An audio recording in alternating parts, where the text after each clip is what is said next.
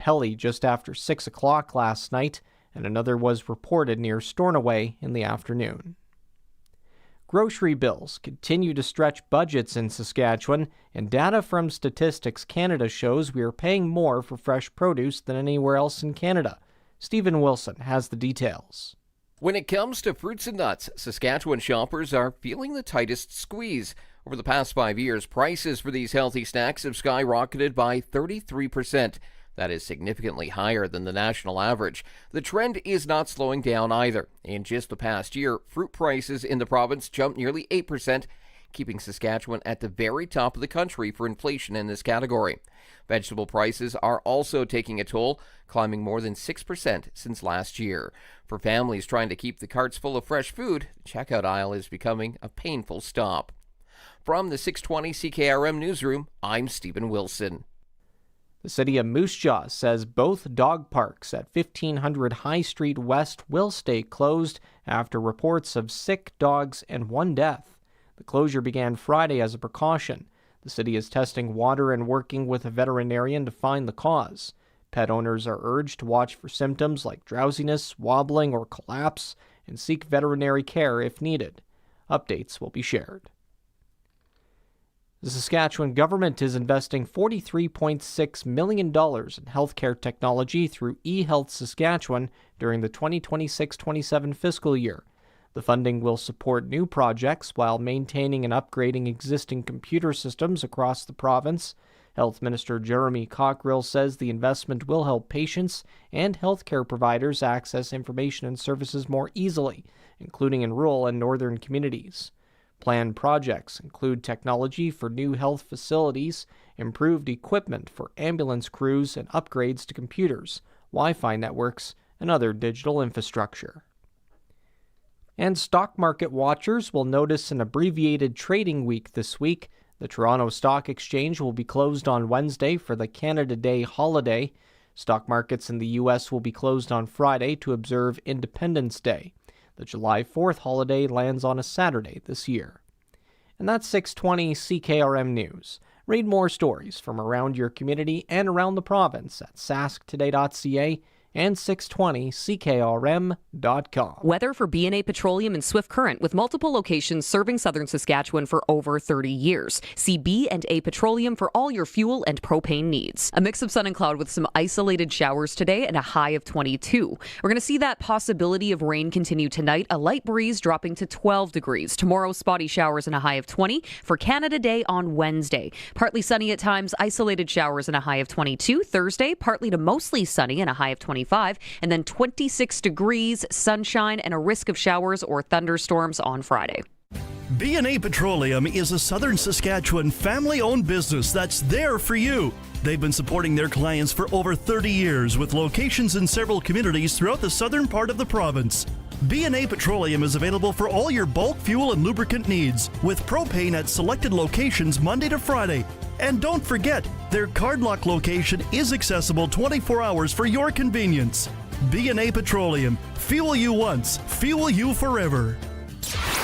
Broadcasting from Century Studios in downtown Regina, Harvard Media presents The Sportscage, where Saskatchewan comes to talk local sports. Be part of the show. Call 1-866-767-0620 or text 306-936-6262. The Sportscage. Streaming at sportscage.com, our YouTube channel, and on the radio at 620 CKRM.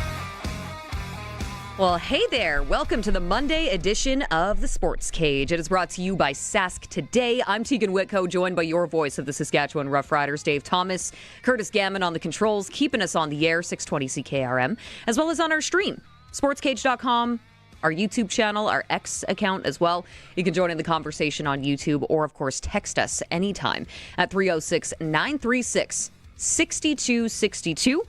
And throughout the day today, we're going to tell you all about the Saskatchewan Roughrider Foundation 50-50.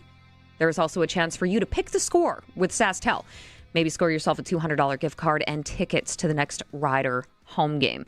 But we do have lots of guests lined up for this afternoon. All of them will be joining us on the Western Pizza Guest Hotline. Perfect pizza, generous amount of toppings, and all the Greek favorites you love. And maybe you're going to be pumping some water out of your backyard after all that rain this weekend, so you might as well order yourself some za. Don't bother cooking. It's fine. We're not judging. In fact, we encourage it. Western Pizza Guest Hotline.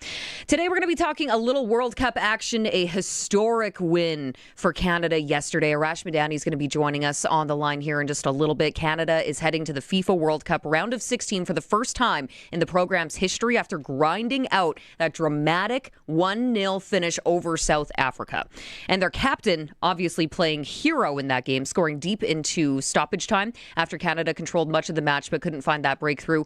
Head coach Jesse Marsh praised his team's resilience and called these players Canadian heroes. Alphonso Davies also making his tournament debut off the bench after recovering from injury, giving Canada the major boost that it needed. So now Canada sits and waits, and we'll be watching a game tonight, to say the least. 7 o'clock tonight, Netherlands versus Morocco. That is who they're going to be playing in the next round. So we will be watching that one closely tonight as well. So after a little World Cup of soccer action here, we're also going to talk some Riders. Because, yeah, there was a couple of CFL games over the weekend that we need to dive into. The Riders Coaches Show today features Kent Maugeri, special teams coordinator with the Saskatchewan Roughriders. We're going to talk about that 40-34 loss to the Argos at Mosaic Stadium over the weekend. And they're going to be heading into a battle against the Red Blacks this upcoming Friday. So how are they preparing for that? What does the injury report look like?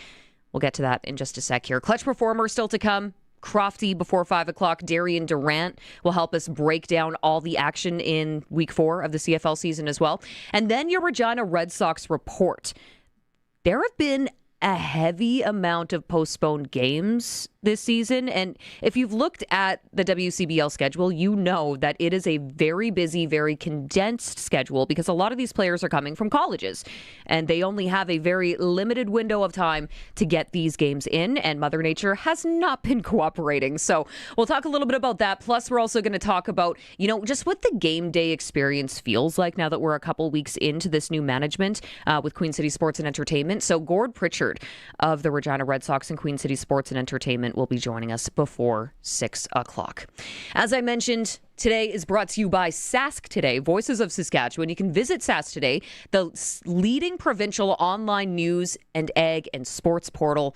That's where you're going to find all of this. So, Dave Thomas, I'm going to bring you in here really quickly before we get to some of the conversations that you had with players down on field level at Mosaic Stadium today. Major takeaways following that loss to Toronto when you got to the stadium. Today? When I got to today. I'm like, which day when I went to the stadium? That's like a loaded should be a little question. more specific. You kind of live there now. You know when Do you I have went a cot in the media room? No. They do not want me there. Not yet. Yeah. No, the takeaways from Friday's game were that there was some key mistakes made at times, right? So a late fumble recovery by the Argonauts deep in Rough Rider territory gave them an extra possession, which turned out to be the winning score. You look at the slow start a little bit by the Riders offense. They seem to, try to find their traction. I think they really missed A.J. Ouellette early on. Thomas Bertrand-Houdon, I didn't think we gave enough credit for coming in off the bench and really starting and firing that Rough Riders offense. He had 6 carries, 22 yards. So, again, when you're averaging almost 4 yards a carry, that's not bad. Saying that, Quali Conley, I thought, came in and played very well in the second half, as did the entire offense. So the Riders just made enough mistakes. Another return touchdown given up, which is a tough one. And I know the one that I've been absolutely lambasted with over the last, 48 hours or so was the punt return with Sam Emelis and whether or not he should have been out there. And I think that there's only one person that should make that determination, and Coach Mays. Mm-hmm.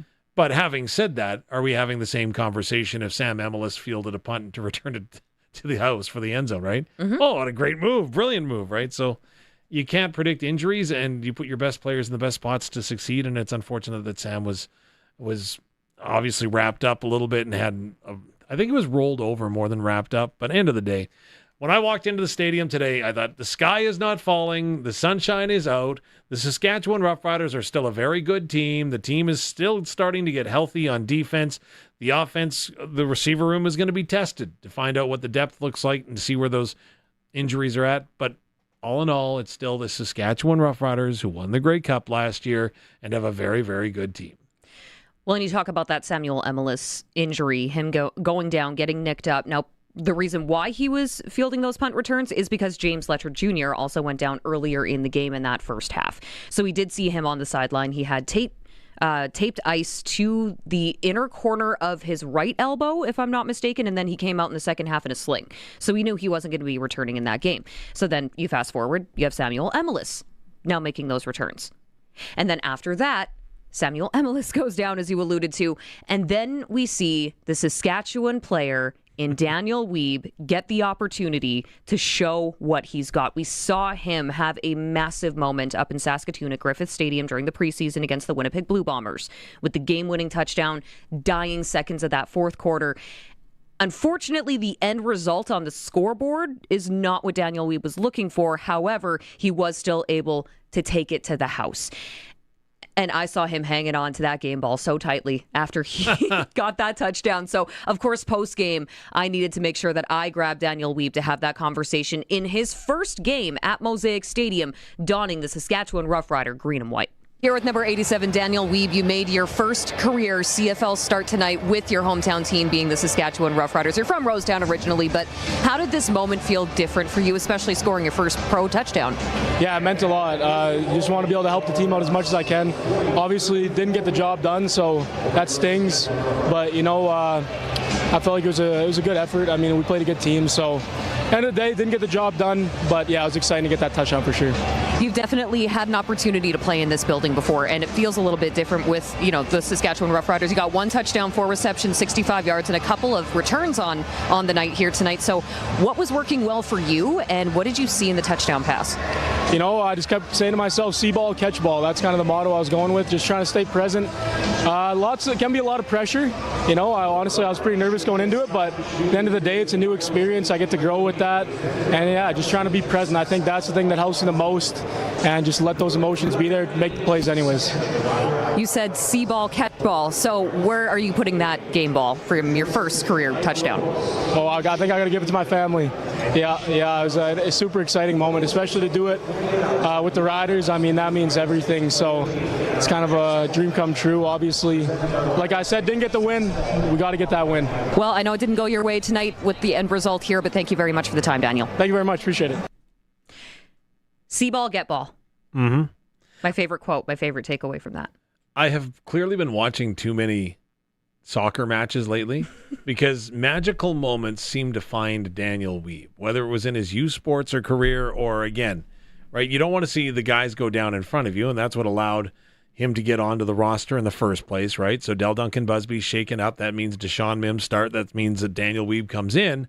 And all week long, he was nothing but workmanlike at practice. And even in training camp, Daniel Wiebe would spend ample amount of time after each and every practice session fielding kicks off the jugs machine, right? So you're out there and you're just fielding punts. That's what he was doing over and over again. He knew he wanted to make the team and he knew he had to do it through special teams. So he gets an opportunity through special teams. As I mentioned on the broadcast, welcome to the league, young man.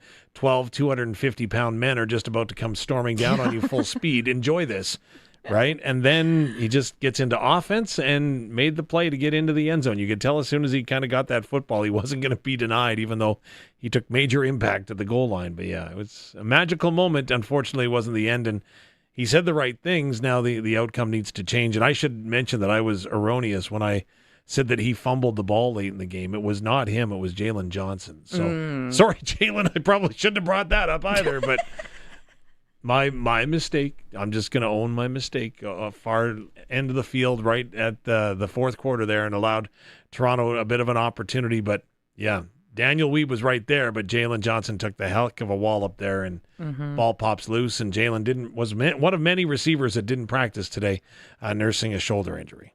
Since you brought up injuries, why don't we throw over to this, okay? A little bit of an injury update and how they are preparing for Ottawa this Friday. Here's head coach Corey Mace.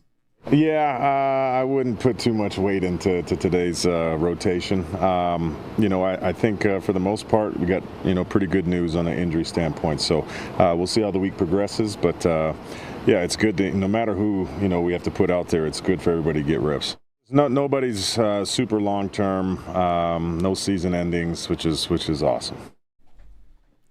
Head coach Corey Mace giving us a little bit of an update as to what we were seeing on the practice field at Mosaic Stadium heading into this Friday's contest. So why don't we dive in a little bit deeper here as to who was not practicing on the field, Dave? Let me just grab this injury report here in game day status. Okay, so Del Duncan Busby, shoulder, still not practicing. Mm-hmm. Jaden Dalkey, still not practicing. That's a hand. Dylan Jeté, pardon me, quadriceps. So I'm seeing him on this report as well. Sam Emelis, Jalen Johnson, James Letcher Jr., Nelson the Combo, Marian Benoit, AJ Ouellette, Kian Schaefer-Baker, and Ryder Varga. So just some initial reactions. Of course, Del Duncan Busby was banged up in Calgary in the victory there. The one that I find is interesting, Dylan Jeté, who, of course, was a Saskatchewan Roughrider draft pick this spring. He came to camp. He was injured, wasn't able to go, and they put him on the 6-game injured list to start. So what it means is that once you get to game number 4, you can start ramping up your activity. So that's what this is, from what I'm told at this moment, isn't a fact that they're going to bring him off the injured list early. It's just a fact that allows him to ramp up and start doing some team activities. It was by no means full team activities. So we'll have to wait and see. Sam Emelis was out. He was wearing cleats. He had the number 19 jersey on. He was out for most of the practice and most of the workout. He was a spectator largely with everything that was going on. Then he went in underneath. And yes, I'm giving you play-by-play of what the Riders were doing on the sidelines. That's kind of your job, Dave. Kian Schaefer-Baker was out. Again, he was same as Sam, wearing the 89 jersey, didn't have a helmet, and was just kind of, observing, watching what was going on. If you want to break into the running back room, AJ Ouellette was much more involved in everything that was going on today. So they may have held him out a little bit on some of the team stuff. But again, this is a full practice week for the Saskatchewan Roughriders. Don't forget, last week was a short one. This one's a long one in comparison. And the one thing that we should also mention is that the Ottawa Red Blacks, they played last night, right? So they're going to be at a short week. Not traveling, though. Well, they had to travel back from Montreal. That's not that far. Montreal to Ottawa, no excuses. You're right. Are they building a train? No, never mind. I'm not going to get into that. But so there is some good news there. Nelson Lacombo, I thought, looked very, very good. At one point, he was participating with the first team. Then he kind of backed off and limited himself, which I think was smart, right? Just kind of see how that ankle responds as he's been out a little bit. So that could make for some interesting decisions when it comes to the secondary and how that is going to possibly look. We had some receivers gain more reps, like Matthew Sexton, for example. He was returning a lot of kicks, as a matter of fact, up at training camp. He was fielding kick after kick after kick today, as well as taking offensive reps at the receiver spot. So there's going to be likely some changes this week in Ottawa. We'll just have to wait and see. And as you heard Coach Mace say, doesn't sound like anything is season ending, which is good. Yeah, that's a step in the right direction. I mean, you never like to see injuries happen this early in the season, but that's football. It's that's the nature of the sport. True. Guys get banged up, right? A couple of comments that came in during the post-game show as well following that loss to the Toronto Argonauts in that Prairie Blizzard game at Mosaic Stadium. Lots of kudos for Alex Hale.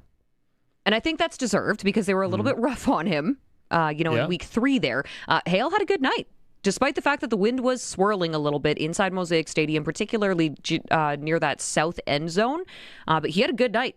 And I think, if people are going to bag on him when he has a tough outing, I think we also need to give credit where credit is due. I would concur with that. And he had a nice squib in there, too. The onside kick was really close, actually. Riders had a shot at it, and that's all you're asking for from your kicker. Give us a shot. That's exactly it. I feel like the crowd was really good this weekend. Lots of people talking about, maybe they didn't see as many fans in the stands as they were expecting, but that's the nature of a weeknight game in Saskatchewan. It just is what it is. A good loss. Ben from Winnipeg actually called in on the call-in show post-game, and he was saying that, sometimes you need a little bit of a wake-up call and maybe to be humbled a little bit and to be able to take the loss and learn from it. Now, I'm curious to get Darian Durant's take on that later today and see if he agrees with Ben in Winnipeg when he called in. Because you never know. It might just be the oomph that they need. Or it might not be. Lots of people also happy with the performances from Conley and Weeb, as we kind of already alluded to earlier. Yeah, and I think Mike Rose should get some props. 2-sack night for him. Josh Woods gets his first interception as a Saskatchewan Roughrider. And that was early in the game. Yeah, that was huge right after that 60-some yard run right off the hop, right by Sam Hicks. So he first play from scrimmage, he goes 68, goes deep into Rider territory, and then looks like Toronto's going to punch it in real quick, and then all of a sudden Josh Woods gets that interception. So lots of highlights, lots of positives, but again, when the chips were down, the Riders just couldn't make that one last play that they needed to at a big moment. And credit where credit is due. Chad Kelly played a good game. He's been off to a pretty good start this season. You have to give him full marks. And the thing is that one thing about Chad Kelly that I overheard one of the executives talking about during the game was, or just prior to the game, pardon me, was that the unwavering confidence that he has. And I said, oh, so like is that like, big time attitude? No. It's unwavering confidence in his ability to execute what he's being asked to execute. So sometimes he's putting balls into spots where he shouldn't, but a lot of times he's making the right reads. Mm-hmm. So you mentioned it during the broadcast, right? The 2 400-yard games to start a season, or back-to-back 400-yard games, hadn't been done since Damon Allen. 2005. Yeah, and he only had 300 and some in the victory this time around. But again, he's making a lot of wise decisions, and he's showing why he was the MOP in this league. Especially after taking off, essentially 18 months from gameplay. Yep. Granted, he had a full, healthy offseason, but still, it's one thing to practice. It's one thing to be in the clubhouse. It's another thing to actually be in game action, and he's only had a couple of those games under his belt since his return. Let's think about it, right? In the last 2 years, the last 2 football seasons, he's played half a season. Yeah. Oh, geez. When you put it that way. Right. He hasn't had a lot of ball, but you got to give him credit. Yeah, he showed up and he performed. Mm-hmm. So, how do you think the Riders are going to do this weekend? If you want a chance to play pick the score, you have chances to win not only a $200 SaskTel gift card, but also tickets to the next Rider home game. And all we're asking for you to do is give us your prediction. What do you think the final result will be between the Saskatchewan Roughriders and the Ottawa Redblacks? It's a road game for the Green and White this Friday. We will have your pregame show coverage starting at 2:30 that afternoon, by the way. Text us right now with your score prediction, and you might have a chance to win, okay? 306-936-6262 is the Prairie Land Rentals text line. Again, 306-936-6262. Make sure you include your name and your score prediction. Okay, we should talk a little NHL draft before we have to take a break here, Dave. I'm ready. Because there was a lot of information to absorb after we got off the air following that game, the Rider game on Friday. I was trying to keep tabs to the best of my ability, but you can only focus on so many things at once.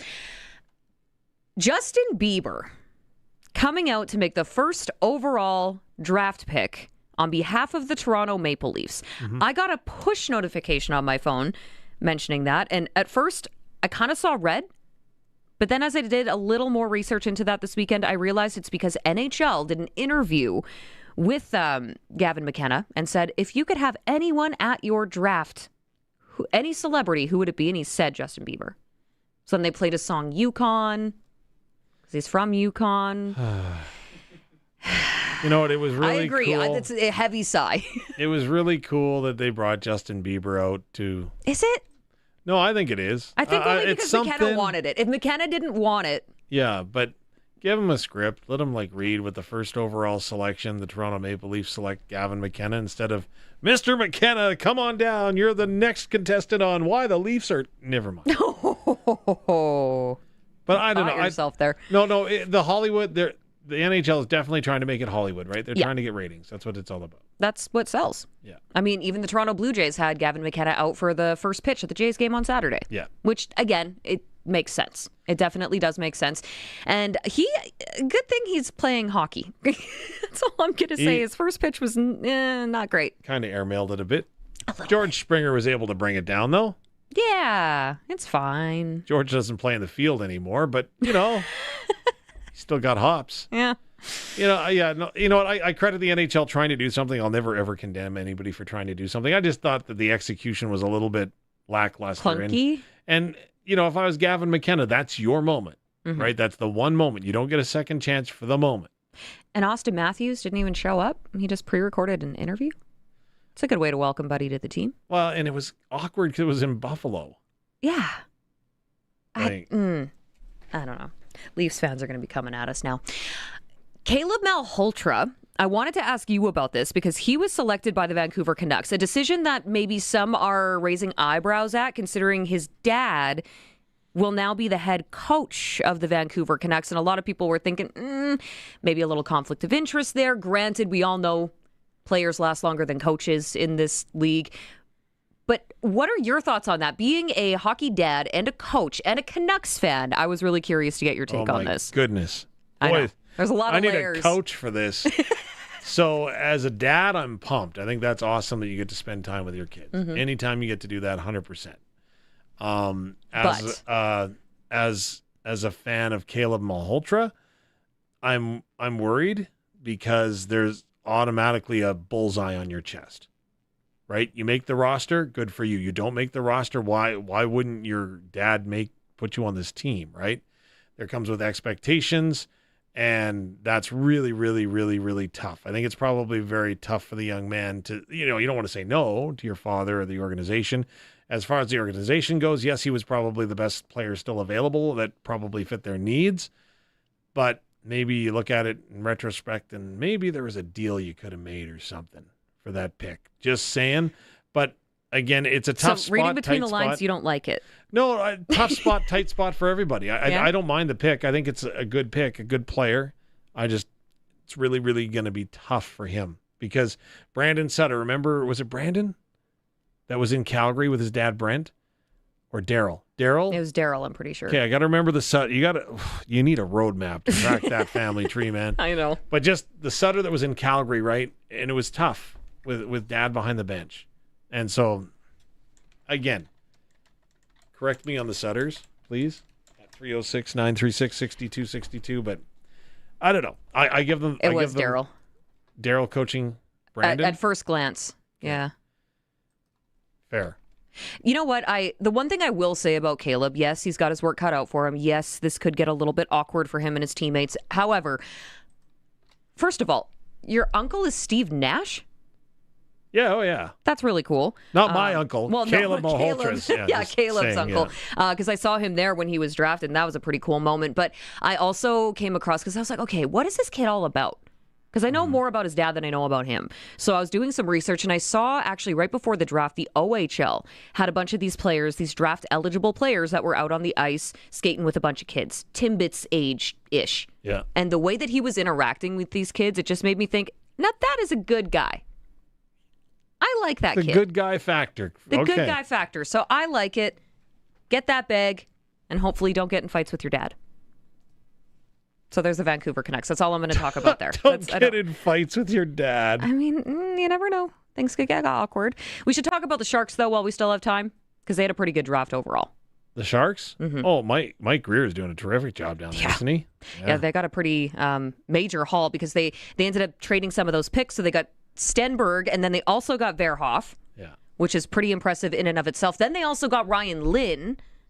This might be, and then they also got a 7'1", 272-pound defender.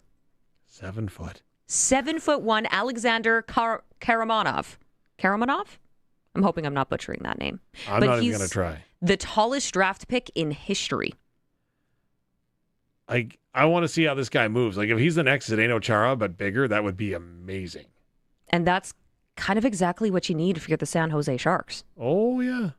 That's going to be an impact player down the road. What was his weight again? Sorry. 272. 272. Yeah. That's like 272. That's a big boy. That's an undersized offensive lineman or a great defensive end. And it's 7'1", so on skates, 7'4", 7'3"? 7'3.5", yeah, somewhere there. Yeah. That's terrifying. That is terrifying. I'm with you. Not for his teammates, thankfully. But on the flip side, the Blackhawks didn't really do a whole lot. And I think there are some Chicago fans that are a little disappointed. I think there's a lot of Edmonton fans that are feeling the same way. Yeah, that's also a very valid point. Okay, I know we're running out of time here. Only other quick things I'm going to mention that stuck out to me in the 2026 draft, the Ruck brothers being able to go to the same team together.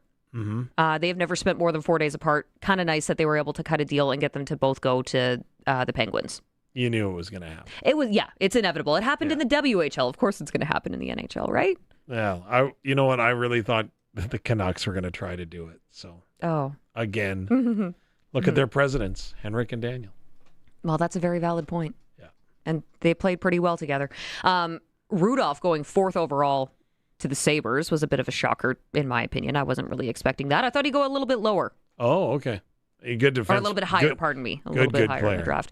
Okay, another Iginla off to pro hockey, drafted by the Flames, is Joe Iginla. So he was drafted in the 3rd round by the Flames. Now, of course, following in the footsteps of his father, who we kind of all know. He might recognize it. Jerome. Heard is his first name? Yeah, might have heard about him.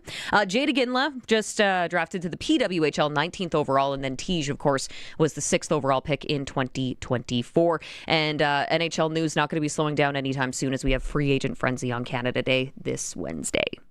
It'll be a fun day. It will be a day. Although there's been quite a few things happening already, so who even knows if there's all that much more to come. We'll find out. All of that being said, you can join in the conversation anytime. What'd you think about the game? Did you pick the score? Got a chance to win tickets and a $200 SaskTel gift card if you text us. Prairie Land Rentals text line. Prairie Land Rentals, small power tools to skid steers. They probably have what you need. You can deal with the owner at 600 Albert Street, 306-936-6262. Coming up next, we got Arash Madani. Going to talk a little World Cup after a historic day for Canada yesterday, so hang tight for that. It's a Sportscage, and it's on the home of local sports on 620 CKRM and streaming at sportscage.com.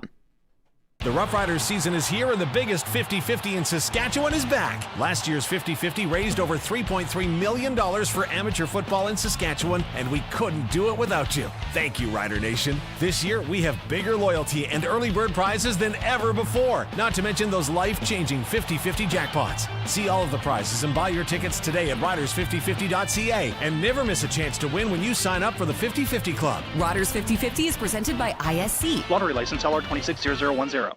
Spring's finally here. Spring in Regina? I'll believe it when I'm sitting on a patio. Then let's get to Pump Jacks. Patio's open. Open now? Yep, Sunday brunch, daily food, and drink specials. Hold on, brunch and a patio? And weekly live entertainment. All right, that's not spring, that's a lifestyle. On the corner of Albert and 13th, Pump Jack's Cathedral Saloon and Steakhouse. Come early, stay late. The place where friends meet. The auction calendar is stacked at Ritchie Brothers, and an exciting Regina auction is happening July 9th. Visit the Ritchie Brothers website or Regina location to view a wide variety of used heavy equipment from top brand manufacturers. You don't want to miss this great opportunity. Head to rbauction.com/Regina to sign up and be ready for the auction. Again, that's rbauction.com/Regina. It's time to look ahead and plan on getting financially fit. If you're looking to open an RRSP or a TFSA, maximize an existing account, or update your investment mix, Cooperators can provide the personalized advice and service you need. Ready to start off your financial journey on the right foot? Contact your local advisor to build a plan that works for you. Cooperators, investing in your future together. It's time to go coast to coast with Arash Madani for Smart Investing Solutions. Be smart with your money. Call Brian Gawley at Smart Investing Solutions, 546-2533. Welcome back to the Monday installment of the Sports Cage. Teagan Witko, Dave Thomas with you, Curtis on the controls as well. And then you just heard the big voice guy. Is this all we needed to do was make Barney take vacation and we get more Arash? Hey, whatever it takes, Teagan, whatever it takes. Well, Well, you said Barney's away, then everybody can play. I hear what you're saying. Oh, Curtis, clip that. We're going to need to put that into some breakers on his show when he returns. There you go. Arash, let's dive into it. World Cup. Oh, my goodness. This is probably one of the biggest moments in Canadian men's soccer history. So, Stephanie Stacchio, huge moments before, but nothing quite compares to the moment that he had yesterday, hey? I was trying to think about how to properly put this into context. Not just the goal, but just the win, the moment, and what it means and where it kind of ranks.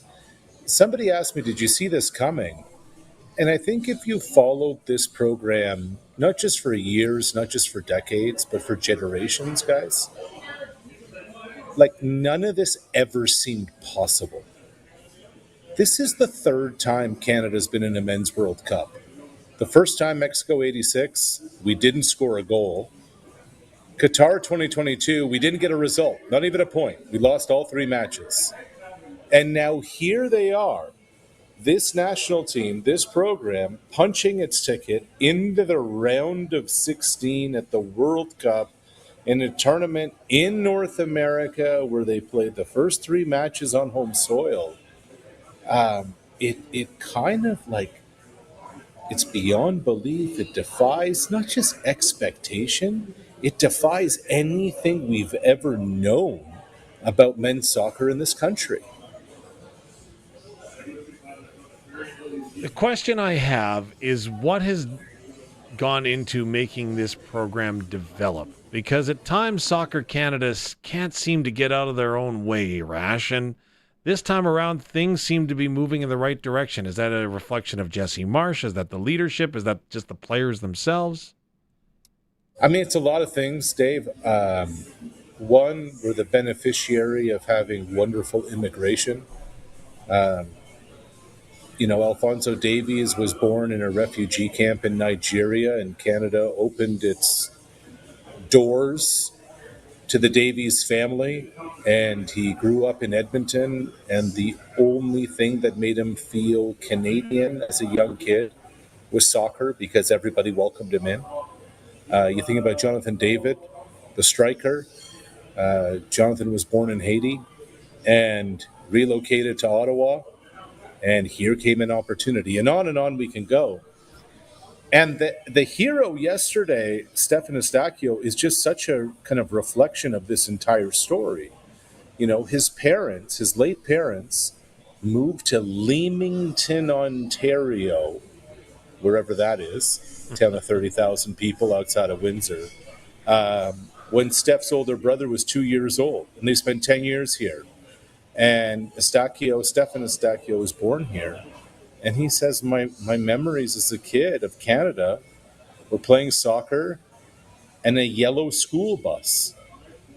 And when the opportunity had to come to decide where am I going to play for the senior national team, Eustáquio chose Canada. It was John Hurtman, the former coach, who knew the connection, reached out and said, Steph, I want you to be our center midfielder. I want you to be our air traffic controller.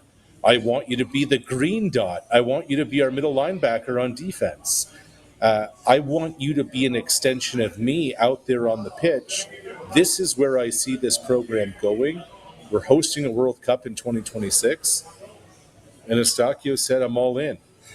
And then in the biggest moment that this program has ever had, in extra time, in a knockout stage match, there is Leamington, Ontario's Stefan Eustáquio off the chest, off the leg, patience, and delivering with the biggest goal that we've ever seen a male have in our country's soccer history. You brought up emotion, and I think that's really important to remember here. You brought up Eustáquio's late parents, and that definitely will be part of he'll be remembering that moment for the rest of his life, as will many Canadian soccer fans. But when emotion comes into it, I watched his post-game conversations, and he was so incredibly overwhelmed with emotion.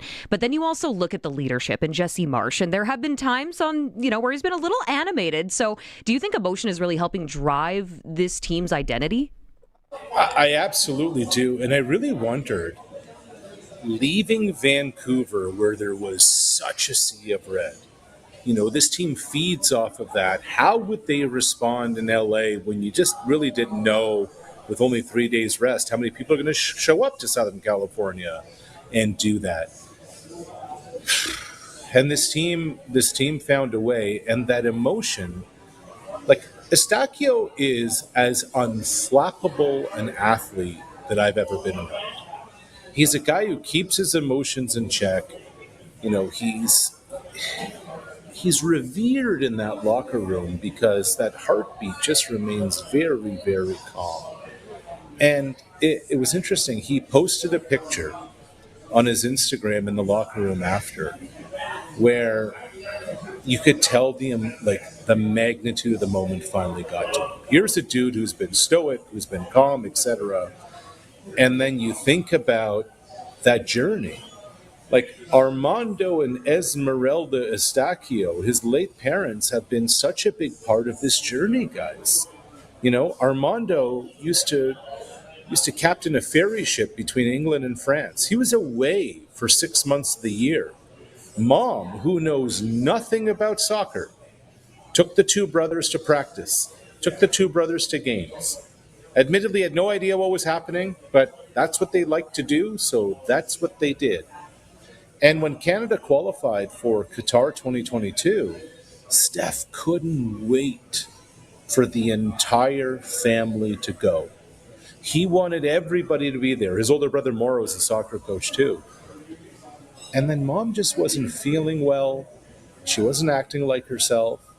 And then there were some tremors. And then she would forget things. And there turned out to be a brain cancer diagnosis. And the family couldn't go to Qatar. Mom dies in the spring of 2023. Dad suddenly passes away of a heart attack a year later. And so with all of this and the emotion and the World Cup and the pressure and the dude who's worn the armband longer than anybody else for Canada over the last couple of years as captain, he gets his chance, he gets his opportunity. That wasn't just a win for Canada yesterday. There's the picture. Well done, Curtis. That's not just a win for Canada. That's a win for the family. And that's why it was so overwhelming for number 7. Well, that's hard to top, but obviously I'm going to try.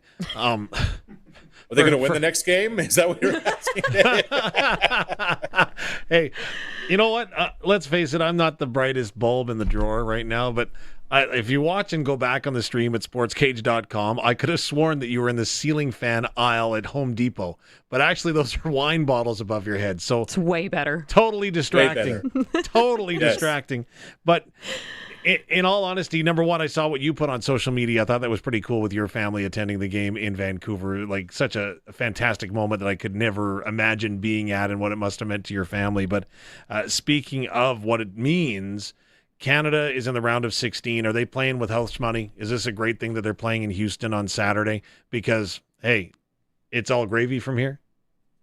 Yeah, and if they're going to get the Netherlands or Morocco, we're going to find out tonight. It's 7 o'clock Regina time. That match is going to get underway. It's Powerhouse 1 or Powerhouse 2 that this team is running into.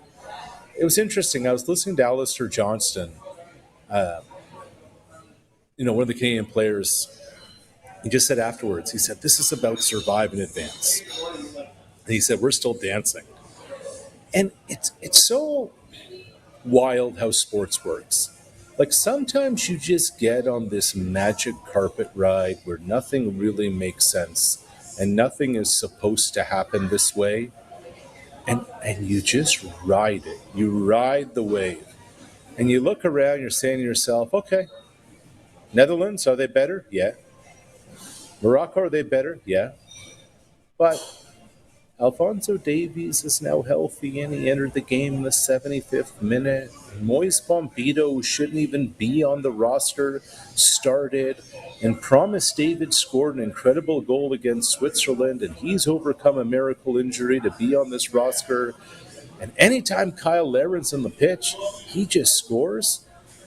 Hey, so you're saying there's a chance. What happened to all that 1 in a million talk?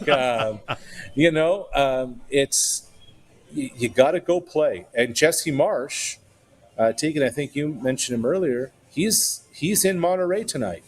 He's looking for any little detail that the film won't show. How will some dudes respond when things don't go well? How are they going to handle certain situations when they present themselves? He's looking for any edge, any detail that on Saturday, after a nice 6-day break, when Canada's in a certain situation, what will they do? How will they go about it? How will they approach it? That's kind of where they are the day after yesterday's win. So who do you think Canadian soccer fans should be cheering for tonight? I know you said that there was, Powerhouse A, Powerhouse B. Netherlands or Morocco? Who do you think the Canadians have a better shot against? The honest answer is I don't know. I think you're cheering for extra time. You want these teams to get as worn down as possible, et cetera, et cetera. At this point, though, like it's about, okay, how do you recover? How do you make sure coming out of his first match, significant match in forever, Alfonso's going to come out okay? How many minutes can he give you? Is Bombito fine? Like his leg got snapped like a popsicle stick less than a year ago. So it's more about how is this team going to come out? And really, they need to be better than they were yesterday. Like, yes, it's an incredible achievement. We're talking about the story, etc. Canada didn't play particularly well yesterday. And they need to be all systems go on Saturday to give themselves a chance. And so we're about to find out if they're going to be able to do that over the next few days. It's funny you mentioned that about the Canadians and the way that they played against South Africa. Would it be wrong to suggest that South Africa was like the New Jersey Devils, if you will, of the NHL, and the fact that, hey, you keep coming at us, we're going to take it, and we're going to hope that we can find a break. If not, we'll see you in penalty kicks. Yeah. It's that old basketball team that played zone defense, 40 minutes of hell on defense, take the air out of the basketball. That's exactly, though, Dave, what South Africa wanted. They wanted nothing more than for this thing to get to penalties. 0-0 was their MO. And then one, Schaffelberg deflection, Estacchio changes everything. So, look, you think about it, you're saying, okay, up front, they need more firepower. You have to think that Jesse Marsh is considering Kyle Larry and Promise David up front, maybe Jonathan David comes off the bench. That's got to be a consideration. You have to think he's considering, if I use Davies, it's immediately out of the half, not at the 75-minute mark. Like at this point, it's not about anything else. It's not load management. It's not game management. It is all our chips are in the middle of the table. We are going for it. And let the chips fall where they may. Who do you think decides how much Alphonso Davies is used? Oh, man, that's a great question because he's got a personal kind of trainer here that Bayern Munich pays for, his club team over there in Germany. I still do think it's Jesse Marsh. I still do think it's Team Canada. And I really believe Alphonso Davies wants to play. Mm-hmm. Now, what we've learned is Alfonso isn't calling the shots because he wanted to play against Switzerland. And oftentimes, how often do we say this, guys, in any sport? It's the organization's responsibility to protect the player from themselves. That's kind of what happened there. But at this stage of things,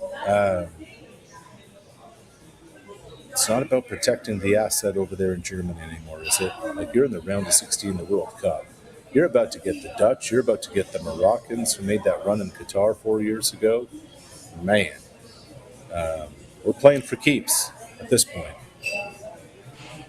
For the young soccer fans and maybe those who weren't really paying that close attention back in Qatar in 2022 and not necessarily grasping or fully understanding the magnitude of this, Arash, I know that you've covered the Olympics, World Cups, championships all around the globe. What is that energy like? How does that stack up to other events that you've covered? It's really interesting how when you go to an international competition and you're playing for your country, how different the entire thing is. No one's playing for money. No one's playing for bonuses in their contract. Nobody's playing for playing time. We're in this for we and not me, which for professional athletes is just unheard of. And yet the weirdest thing happens when you hear your national anthem before the game.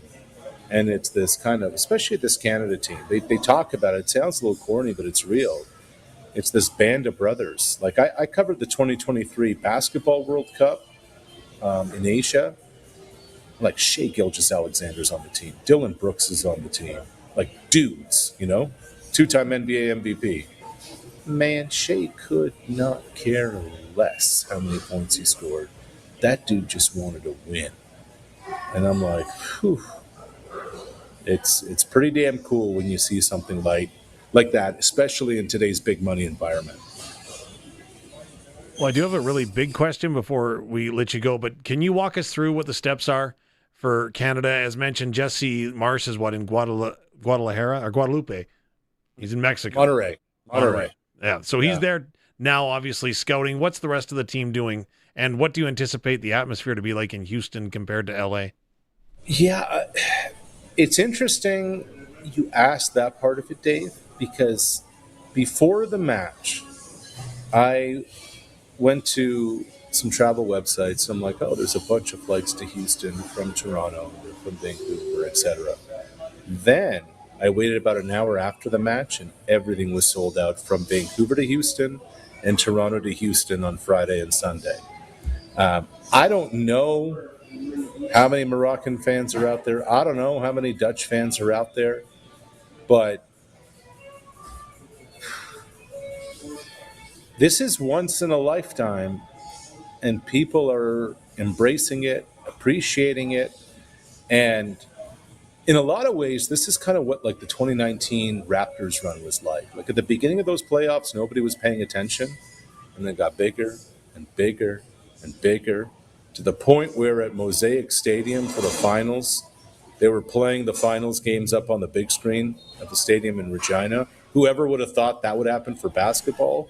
Yeah. We're probably one win away from that happening all across the country in so many different places. It's going to be neat. It's going to be. It's a lot of where were you when people talk about this. Okay, can I ask one more? Yes, if you make it quick. Okay, so first of all, if you want to get to Houston, there's a great connector through Minot, I've been told. That could be erroneous, I'm not sure. But the other part is that maybe this is old man yelling at the clouds. I don't think Canada should wear black jerseys. I think they should be red or white. Am I totally out to lunch that this is bugging me and a burr in my saddle? It's Nike's going to do what Nike wants to do. And they got a red, they got a white, and they got a black, and they're going to sell as many jerseys as they can. You need more than you know two what, though, Dave? I tell you, for somebody who just had to call a football game with white on white, the blacks actually are probably a little bit nicer to... Coast to coast with Arash Madani. Appreciate the time there, my guy. And we'll have to do this again tomorrow. All right. Appreciate you guys. Thank you so much. Grab one of those bottles of wine behind you. Might need it. It's going to be a long week. All right, Arash Madani, Coast to Coast, joining us on the Western Pizza Guest Hotline. Appreciate his time, as always. Now I want to buy one of those black Canada jerseys just to spite you a little bit. I'd rock it. Like I said, I don't know why it even bothers me, but it's like our nation's colors are red and white. You are correct. Whether it's hockey, again, there's still black and red. Like I say, old man yelling Canada at the clouds here. Yeah, I know, shocker. All right, just a reminder that you should also get in on the Saskatchewan Roughrider Foundation 50-50 new early bird prize to be won every single week. This week, you got a shot at a Labor Day game package for two with the Saskatchewan Roughriders. 1 night hotel stay here in Regina, 2 customized jerseys. And yes, get the white on white ones if you can. 2 gold tickets to the Labor Day Classic on Sunday, September 6th, and 3 winners will be drawn. The only way you're going to be in that draw is if you get your tickets before Thursday, July the 2nd. That's this Thursday, 10 p.m. Riders5050.ca. We're going to take a quick break. Back with the sports ticker in just a moment. This is 620 CKRM, streaming at sportscage.com. Winter in Saskatchewan tests everything, our patience, vehicles, and sometimes our bumpers. From icy parking lot dings to serious highway mishaps, choosing local matters. At Regina Motor Products Collision Center, we're Saskatchewan-owned, run, and we drive these roads too. An SGI-accredited full-service collision center working on all makes and models. Submit your SGI claim and book your appraisal. It's easy. When you need repairs you can trust, it's neighbors helping neighbors. Regina Motor Products Collision Center, south at Highways 1 and 6 Albert Street, rmpchevrolet.com. Play of the game? Touchdown! More like the game to play. The new Saskatchewan Roughriders Scratch and Win ticket.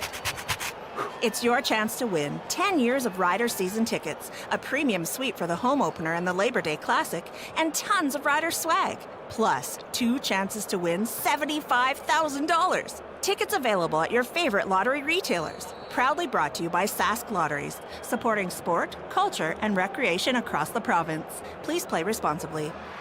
The auction calendar is stacked at Ritchie Brothers, and an exciting Regina auction is happening September 25th. Visit the Ritchie Brothers website or Regina location to view a wide variety of used heavy equipment from top brand manufacturers. You won't want to miss this great opportunity. Head to rbauction.com/Regina to sign up and be ready for the auction. Again, that's rbauction.com/Regina. Hello? What's your favorite garage door specialist? What? You like scary movies? Because I've seen what happens when you ignore that grinding noise. But it's just a little squeak. That's what they all say. Until the door won't open. Or worse, won't close. So call Busy Bee Doors. Well, why didn't you just lead with that? Jeez. Call Busy Bee Doors. They can fix or replace any commercial or garage door. It's a real scream. Busy Bee Doors, the garage door specialists. Text CKRM 306-936-6262. Powered by Prairie Land Rentals. From power tools to skid steers, they probably have what you need for your job. 600 Albert Street, where you deal with the owner. It's time for the Sports Ticker, brought to you by Reliance Heath Water Heater Rentals. Rent a water heater and water softener starting at about $1.20 a day and get $400 when you switch to Reliance Heath. Assuming we don't get any inclement weather, a couple of games in the WCBL for Saskatchewan teams. You got the Weyburn Beavers, who are traveling to Fort McMurray to face the Giants. And then the Medicine Hat Mavericks will be here in Regina, Curry Field, to take on the Red Sox at 7 o'clock. Major League Baseball action, Toronto Blue Jays taking on the New York Mets. Savage will be on the mound for the Jays. In the NHL, coming off the draft weekend, we now brace for free agent frenzy. We did see Gallagher traded to Vancouver earlier today after a lengthy stint with the Montreal Canadiens, and the Florida Panthers acquired rights from Anaheim Ducks for Radko Gudas in exchange for the rights to veteran forward AJ Greer. So they were both pending unrestricted free agents, and now teams can negotiate them before that free agency window opens on Wednesday. Other names that we're going to be watching out for were Werenski, Robinson, Hellebuck, and Larkin. World Cup of Soccer. Canada headed to the FIFA World Cup round of 16 for the first time following a 1-0 win to South Africa. And, of course, they're either facing the Netherlands or Morocco in the next round. Those two teams play each other at 7 o'clock tonight. Brazil scored in the 95th minute to knock off Japan out of the World Cup. That was a 2-1 final. And then Germany, Paraguay, right now it is taking place in the second half here, and it is all tied up at 1. Sportscage.com poll: which winless team is most likely to win first? Is it Ottawa or BC? Let us know. You can go vote. Sportscage.com. That's your sports ticker, brought to you by Reliance Group of Companies on 620 CKRM.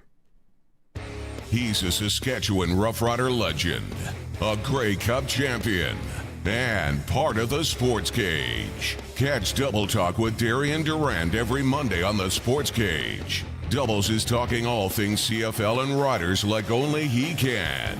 Double Talk is brought to you by Dutch Agriculture, quality for generations. Catch it live Mondays, just after 5, or check out the podcast at sportscage.com.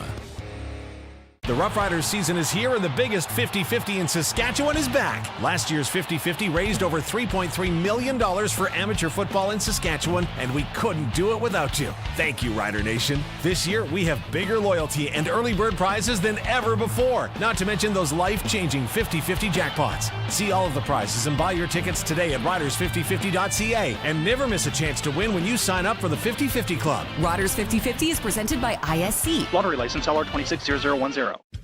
Sun's out, top down, pedal to the metal with the wind in your hair. And hey, I like your summer tires. Summer tires? Yeah, some are cracked, some are bald, all need replacing. Let Quality Tire make sure your tires are road trip ready so you can have peace of mind as you head off to your first or next summer adventure. Next stop, Quality Tire. Quality Tire, trusted for the road ahead, with 9 locations across Saskatchewan. QualityTire.ca. Here's Ken Barrowman with Power Rich Fertilizer. Looking to get more from every acre? Power-Rich foliar fertilizers deliver a powerful boost right when your crops need it the most. Packed with essential macro and micronutrients, it enhances growth, maximizes yields, and boosts resilience. Let Power-Rich Fertilizer and its over 40 years of experience get the right foliar to your yard to help increase your bottom line. Call Power-Rich Fertilizers today. 1-800-663-GROW. Did you know you can get endless streaming and live entertainment anywhere in Canada? Now wait just a moose a minute. You can, thanks to Glassers TV, your SaskTel authorized dealer. So cross that border to Flin Flon, Manitoba, and your shows come with you. Why stop there? Head to Vulcan, Alberta, or heck, even St. Louis du Ha-Ha, Quebec, the town with exclamation marks in its name. See Glassers TV, your SaskTel authorized dealer, for details on Max TV Stream, internet, and cellular service. Spring's finally here. Spring in Regina? I'll believe it when I'm sitting on a patio. Then let's get to Pump Jacks. Patio's open. Open now? Yep, Sunday brunch, daily food, and drink specials. Hold on, brunch and a patio?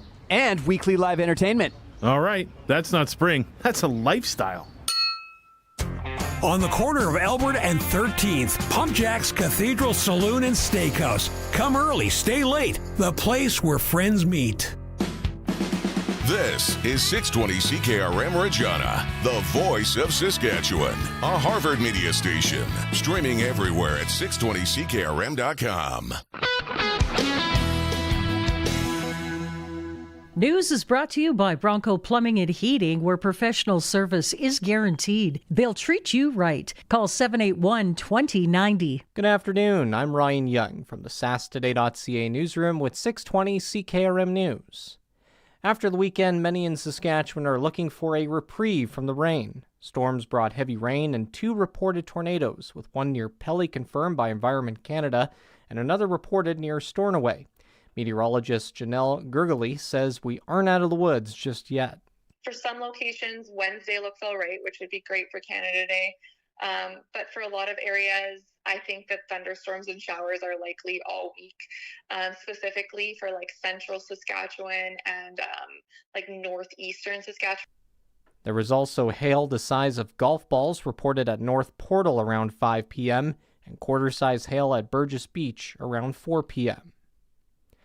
This year's canola crop has had plenty of moisture, especially in eastern areas of Saskatchewan. Ian Epp, an agronomist with Sask Oilseeds, estimates many canola crops are about 7 to 10 days behind normal. There are pockets that were really wet up in the northeast or the east side of the province especially that are maybe a little bit farther behind yet. But yeah, on average, we're running just a little bit behind just because we've had a late start to spring and we've had a fairly cool and damp start here so far. He says the biggest challenge to date has been finding good spraying days. Regina police have charged a 30-year-old man following a knife-related incident at a home in the city's north-central neighborhood. Officers were called to Robinson Street Friday evening after reports that a man entered a residence and threatened someone with a knife. Police safely arrested the suspect and the victim was not hurt. The accused now faces several charges, including assault with a weapon and break-and-enter. A new report says hundreds of items are left behind each year at Regina's airport. The Regina Airport Authority says between 1,000 and 1,500 items are found in a typical year. Items left behind include wallets, clothing, books, kids' toys, and passports. Airport staff log all found items in an online system and store them for up to 180 days. Passports are sent to the Canada Border Services Agency. Items not claimed are donated, disposed of, or transferred, depending on the condition. And that's 620 CKRM News. Read more stories from around your community and around the province at sasktoday.ca and 620CKRM.com. Looking for a new career with a growing local company? Bronco Plumbing, Heating and Cooling in Emerald Park are now hiring. They're currently in need of plumbers and sheet metal workers, from apprentices to journeymen. Competitive wages, plenty of work, family-style work environment. If you're ready for a new challenge, bring your resume to 2 Percival Drive in Emerald Park or call 781-2090. That's 781-2090. Weather for next-gen coatings, spray coatings for truck bed liners, rocker panels, and more. Same company, new name, 1865 Maugeri Street, Regina. A mix of sun and cloud with some isolated showers today and a high of 22. We're going to see that possibility of rain continue tonight. A light breeze dropping to 12 degrees. Tomorrow, spotty showers and a high of 20. For Canada Day on Wednesday, partly sunny at times, isolated showers and a high of 22. Thursday, partly to mostly sunny and a high of 25. And then 26 degrees, sunshine, and a risk of showers or thunderstorms on Friday. For over 40 years, you've known them as Regina's trusted vehicle protection specialists. Now they're introducing the next gen of coatings. New name, new level of protection. They're now next gen coatings. 3 generations of their family have served your family, and that hasn't changed. Same owners, same commitment, ready for the next gen of truck beds, rocker panels, trailers, bumpers, and running boards. The company hasn't changed, just the name. Next Gen Coatings, 1865 Maugeri Street. The next gen starts now. Broadcasting from Century Studios in downtown Regina, Harvard Media presents The Sports Cage, where Saskatchewan comes to talk local sports. Be part of the show. Call 1-866-767-0620 or text 306-936-6262. The Sports Cage. Streaming at sportscage.com, our YouTube channel, and on the radio at 620 CKRM. Well, hello, and welcome back. It's the Monday installment of the Sports Cage for Sask Today, the voices of Saskatchewan. You can visit sasktoday.ca for everything you need. Okay, we're Saskatchewan's leading online news, ag, and sports portal. We got you covered. sasktoday.ca. Still to come this hour, of course, we have your clutch performers. We have your sprinkle of the day. We're going to catch up with our buddy Crofty from Croft Electric. And you can always join in the conversation. You know, maybe you have a question for Darian Durant after 5 o'clock. You can text those into us on the Prairie Land Rentals text line, 306-936-6262. Prairie Land Rentals, small power tools, skid steers, they probably have what you need. Deal with the owner directly at 600 Albert Street. Without further ado, let's get our next guest on the line here, the Western Pizza guest hotline with the Riders Coaches Show. It's time for the Sports Cage Riders Coaches Show. For Steelcraft Doors, made in Western Canada for Western Canada. Locations in Regina, Saskatoon, and Prince Albert, and servicing all of Saskatchewan. Kent Maugeri joins us, Riders Special Teams Coordinator. Appreciate you taking the time to do this, Kent. How's it going, guys? Can't complain. Appreciate you having me. Of course. Another day back on the field, another day of practice. We were talking about that a little bit earlier on. But I'm sure you can anticipate there's been a lot of conversation regarding special teams coming off that loss to Toronto. So I'm just going to address the elephant in the room here, Kent. Following the injury to James Letcher Jr., we saw Sam Emelis, step in on punt returning, and then later Daniel Wiebe. How confident are you in all of your receivers to be able to step into that role? Well, it's a challenge. It really is, especially the first 3 games have been crazy with the wind. And if you're not used to practicing in it and catching, they catch balls every day after practice on the jugs, and it's a challenge. So, our first and foremost responsibility on punt return is to, get the ball. So we had to have somebody back there who could catch it. And we're fortunate enough to have good athletes that can do something with it when they do. So it's unfortunate about the injuries, but, next man up mentality. We got to be able to go in there and hopefully, create some explosives. Well, I'm not going to kid you. I thought when you said elephant in the room, you were talking to me, and I was a little offended. But we can move on from that. Dave. Coach, what about Daniel Wiebe, though, on in that vein? Like the welcome to the CFL moment, you got 12 big pro athletes going to run at you for your first play. Like, kid did pretty good. Oh, yeah. I tell you what, he's tough. And there's some kids that you just know, oh yeah, it's not going to be too big for him at all. He's ready and he's going to do something special. He's a tough kid. He's, you could put him on a cover team, and, his versatility is great for me as special teams coach, because I could have him block, I could have him run, I could have him tackle, I could have him return. So he's smart, tough, and dependable. So we need more guys just like him. James Letcher Jr., it is fascinating when you talk to him and you hear him describe what he sees on a certain return. He's kind enough to answer those questions. And again, to me, it's like a moment in time has almost stood still for him, and then boom, he executes, explodes, and makes a play. I don't know if you can coach that. How do you coach that? What do you look for in a returner? I know Coach Mace says we need somebody that's a little crazy to do it. Yeah. Oh, yeah. You have to have courage. There's no doubt, because once these guys put their foot on the gas, they're smaller than most of the guys coming down to tackle them.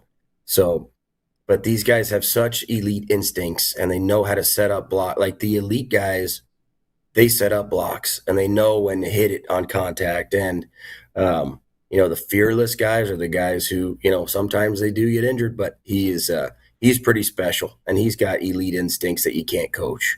And he's got great ball security and all that stuff, so he's a fun guy to coach for sure. Kent Maugeri is our guest, of course, special teams coordinator for the Saskatchewan Roughriders. You had your work cut out for you this offseason with a little bit of turnover on special teams. I mean, you look at a new punter, a new kicker, a new long snapper. How did you overcome so much turnover in that offseason and getting these guys used to the system? Yeah, it just takes time. It's reps. It really is. And the same thing, even a lot of our cover players are new. You know what I mean? So it's taking time and taking reps.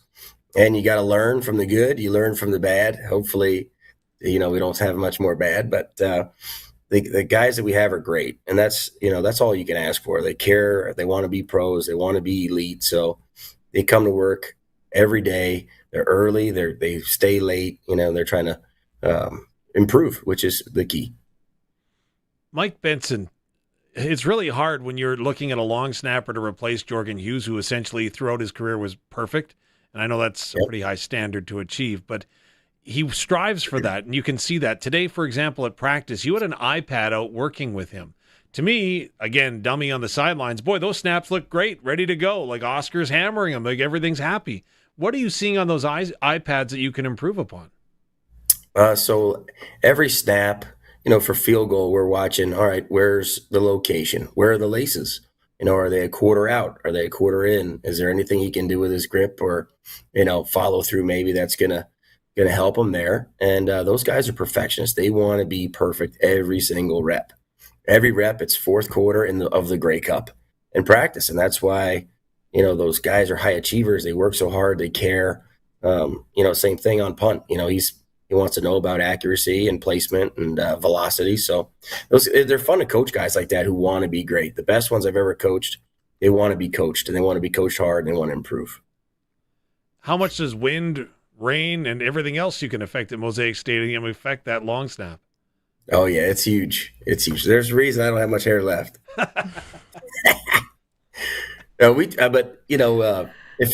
If there's rain in the forecast, we have a wet, we have a bucket out there, and we're doing wet ball drill. So unfortunate for us, we're up in Saskatoon, and we got all 4 seasons up there this camp. So we had a lot of time on task. Kicking is certainly one of those positions where if no one's talking about you, you're doing a great job. Same with long snapper, and a lot of those positions on special teams. So I'm curious what you saw in Alex Hale's game over the weekend, where what was working so well for him.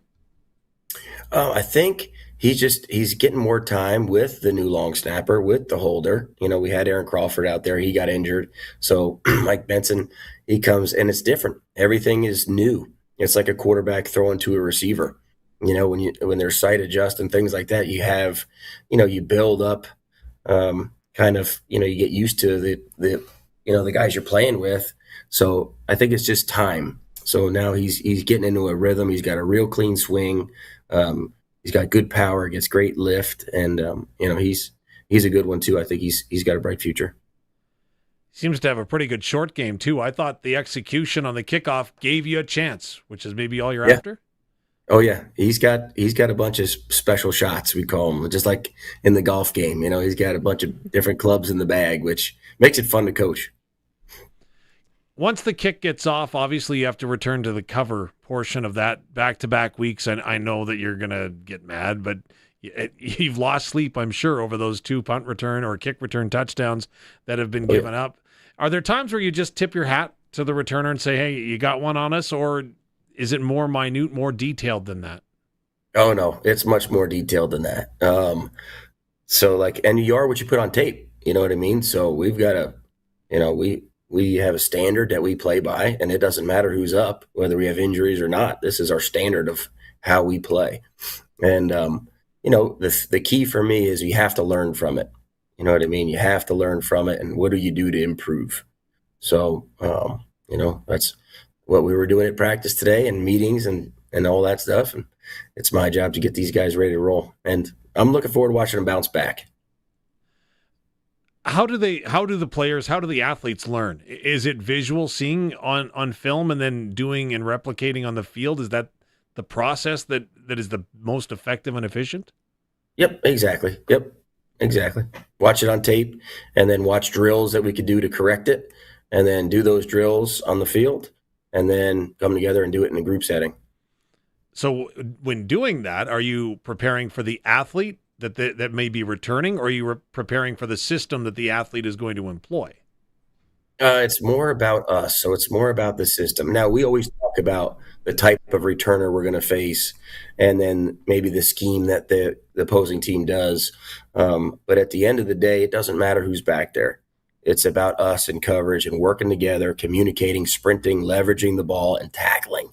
And when you play some of these elite returners like we have up here, if you just give them a little crease and you miss a tackle or two, then it's a wrap, as we saw firsthand, unfortunately. And with your first loss of the season, we even had some diehard Rider fans calling, texting, and saying, you know what, maybe it's good that they just got this first loss out of the way. What's your mentality? I know it's always 1-0 every week for this organization, but is there stuff that can be taught? Is this a teachable moment? Oh yeah, and it's expensive when you lose. You want to learn from a win, even though it's close. But I have a saying: you never let a team beat you twice. So you gotta learn from that tape, and you gotta flush it, and it's on to the next one. And it's 1-0 every day, 1-0 every rep, 1-0 every meeting, every weight room, like everything they do. That's the competitiveness, and it's our job to move forward. We got to bounce back from it, and I'm looking forward to it. I wish it was an early week, a short week for us this week to get that sour taste out, but it'll be fun. I could list off 12 players from each special teams unit and talk about the dedication, what they put into it, the effort that they display. I had the opportunity to talk to Nick Wiebe today, and the one thing that really stood out to me was the fact of the pride that they take in allowing special teams to be a factor, a positive factor, and then be connected with the rest of the team, which is one thing that Coach Mace told us post-game. When you hear that, what does that mean? And is that just the winning mentality that this club has learned about what it takes to be a special teamer on the Saskatchewan Roughriders? Oh yeah, well, it's a culture that they embrace. You know what I mean? And that's why we win. And that's why we've been a really good special teams unit over the last couple of years. It's because of those guys in the room and the accountability and the pride, the ownership. You know what I mean? Nobody grows up dreaming about covering a punt in the Grey Cup. They dream about throwing a touchdown pass or catching it or running it or whatever. And these guys are selfless, and they work hard, and they don't care if they get any credit ever. They just there's a standard in that room of and they just want to win the rep, be one of 12, and hopefully help the team win. So you talk about catching a pass. Are there metrics that you can use? Obviously, the kickers you see, the punters you see, but for the guys that are covering the teams, so on and so forth? There's always, height, weight, speed, all that type of stuff. But at the end of the day, like you already mentioned, you got to be a little bit crazy. And it's high velocity impacts on special teams a lot of times. So you want guys that are reckless, fearless and nasty. I'll take a tough kid over a, special athlete any day of the week, because sometimes on special teams, it's a street fight, You're heading into a game against the Ottawa Red Blacks this weekend on the road. Quite a few familiar faces on the opposing bench, to say the least. How much emphasis, I know that you mentioned already you wish this was a short week, but how much emphasis are you putting back on bouncing back mentally after that loss to Toronto? And how do you really communicate that with the guys? Yeah, I think I do. I think it's funny, as a football coach and the players too, like we're just programmed different. It's week to week, truly. Like, you flush it, you forget about it, and like whether we won or lost, it's on to the next one, and there's no time to waste of the loss, and you just get excited, and we grind to try to put a good plan in place for the guys to go out there and execute for this next opponent. So it's easy for us. We're just trained to do it, I guess, like robots. You mentioned Alex Hale and the shots that he's got in his golf bag, so to speak. What about the tools of Oscar Chapman, and what have you seen from that young man thus far this season? Because I know it's much more than just going and kicking the ball as hard and far as you can. Oh, yeah. He's special. He's going to be special. He really is.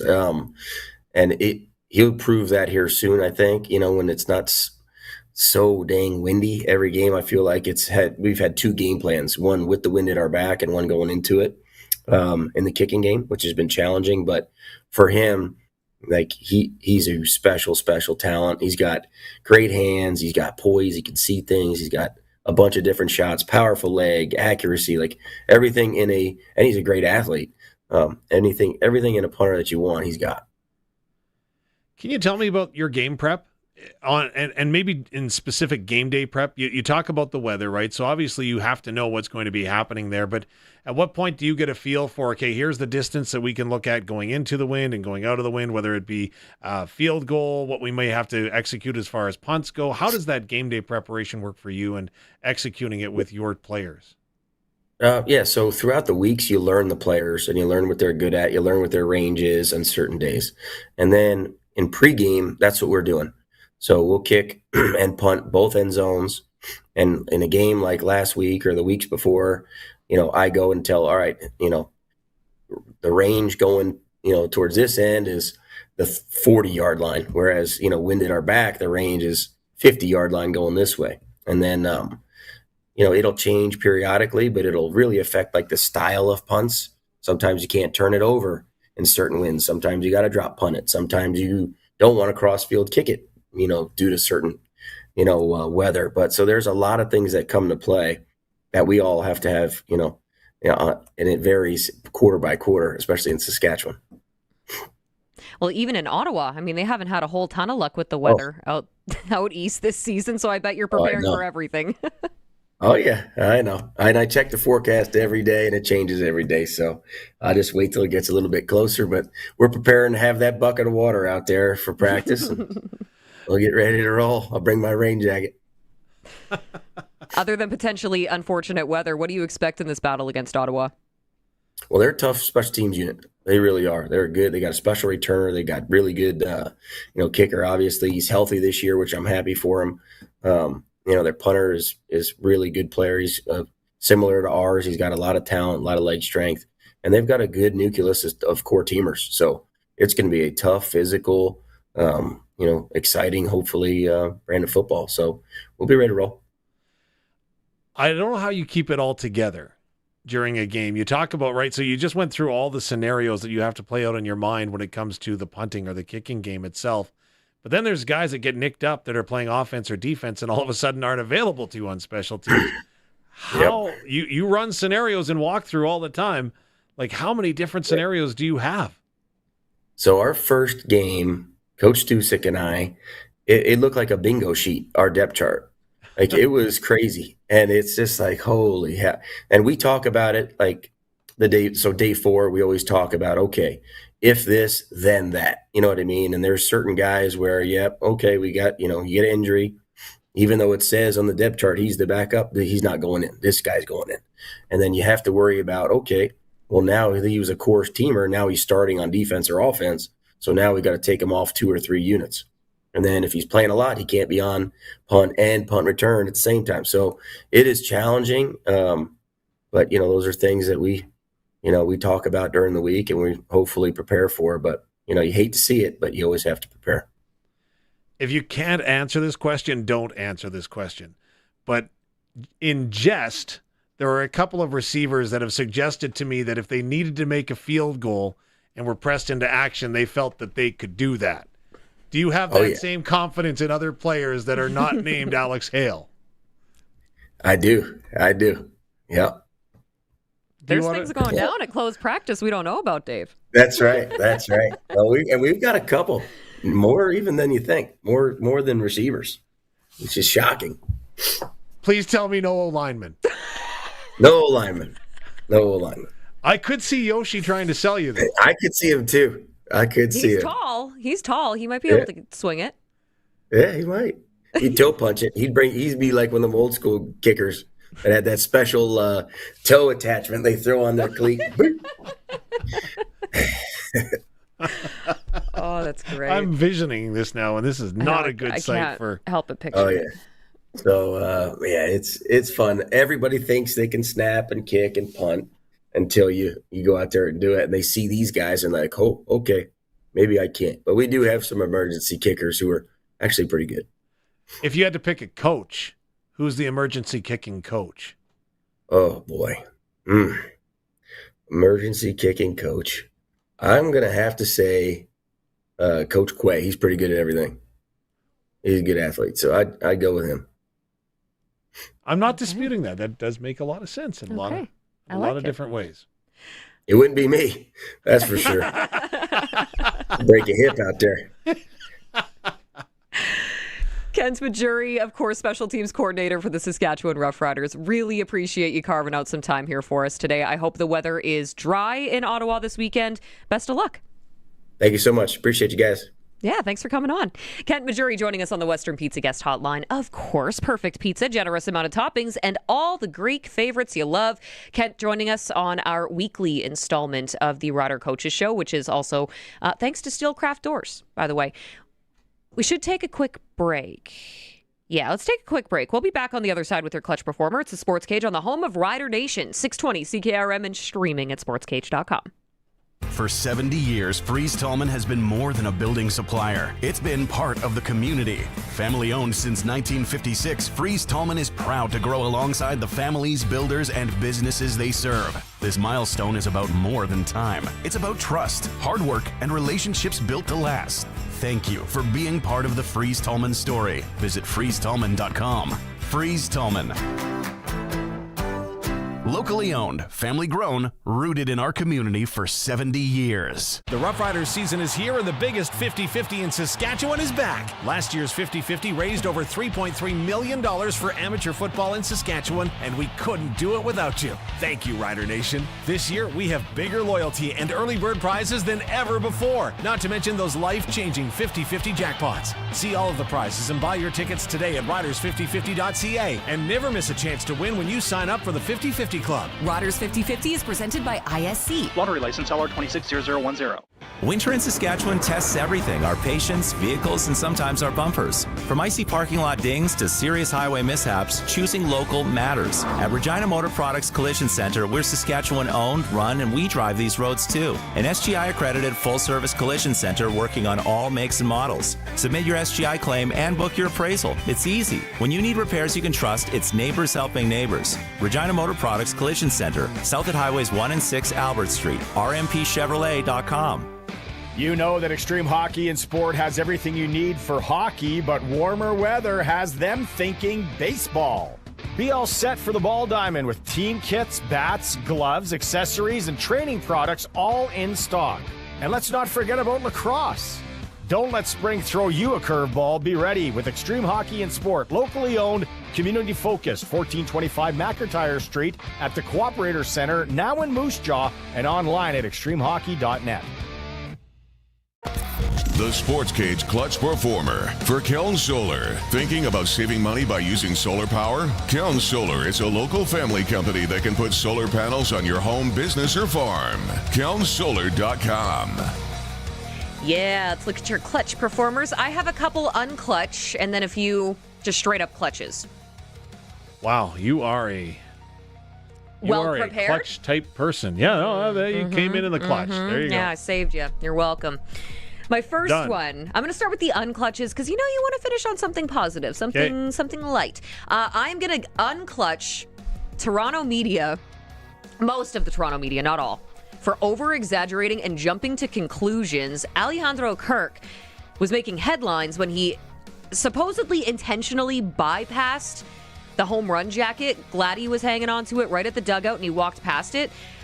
So this was headline bulletin board material. Everyone was wondering, why didn't he take the home run jacket? It's his first home run since he got back, yada, yada, yada, blah, blah, blah. Hazel May then reports, no, it was because it was a wardrobe malfunction. The sleeve was inside out, so he couldn't physically put the jacket on. If you're watching the stream, you can see it. Vladdy's trying to fix the jacket for him. Ooh, I don't know. And I'm not going to... Hazel May's tweet is right here. Again, who am I to... He was trying to fix it. Kirk was already by the dugout, didn't want to stand there and wait. Really no drama here, just a wardrobe malfunction. I believe Hazel May. But everything else, some of the other headlines were absolutely ridiculous and so sensationalized, which is now why I understand some of the complaints that professional athletes have about the media in Toronto. Timeout. Okay, now, try me. For the people that are not watching on the stream at sportscage.com, on X, on YouTube, they're going to go back and watch this. Mm-hmm. And Curtis has got this in super slow motion. And you can see the moment when Vladimir Guerrero Jr.'s heart is broken because Alejandro Kirk walks away from him without, and he's just standing there with the jacket, what is going on? And even John Schneider, again, this is in super slow motion, right? Okay, his face does look pretty sad. But he's maybe just confused. That might just be how Vladdy's face looks. I'll save my opinion on the Toronto Blue Jays, Dave Thomas's opinion. I think there's something going on in that dressing room right now. Really? That locker room, yeah. Do you know something we don't know? No, but I think that there is some animosity, frustration. Yeah, animosity is a good word too, towards Vladimir Guerrero Jr. And not over the money he makes, because he's been terrible. He's under 200 in the month of June, and he's not even running it out to first base anymore. There's been 2 plays in the last week where if he runs it to first base, and even a expedited jog would have allowed him to get there first because there was a bobble on defense, but he's not even running it out anymore. However, if your teammate is going through a slump and you start giving them the cold shoulder, I think you got deeper problems in that dugout. Oh, and I don't dispute that at all. Not at all. Okay, well, you heard it here. Dave's starting rumors. There's trouble in the dugout with the Toronto Blue Jays. A picture is worth 1,000 words, and for folks listening on radio on 620 CKRM, you know what? You can see the look on Vladimir Guerrero's face. It looks like somebody took the last donut out of the box of Timbits. You know what I mean? He looks that heartbroken. When you slow it down, he does look kind of sad. I'm telling you. There you go. No, I still think we're sensationalizing. Anyway, that's my first unclutch. Okay, my second unclutch. Let's move on to this. Okay.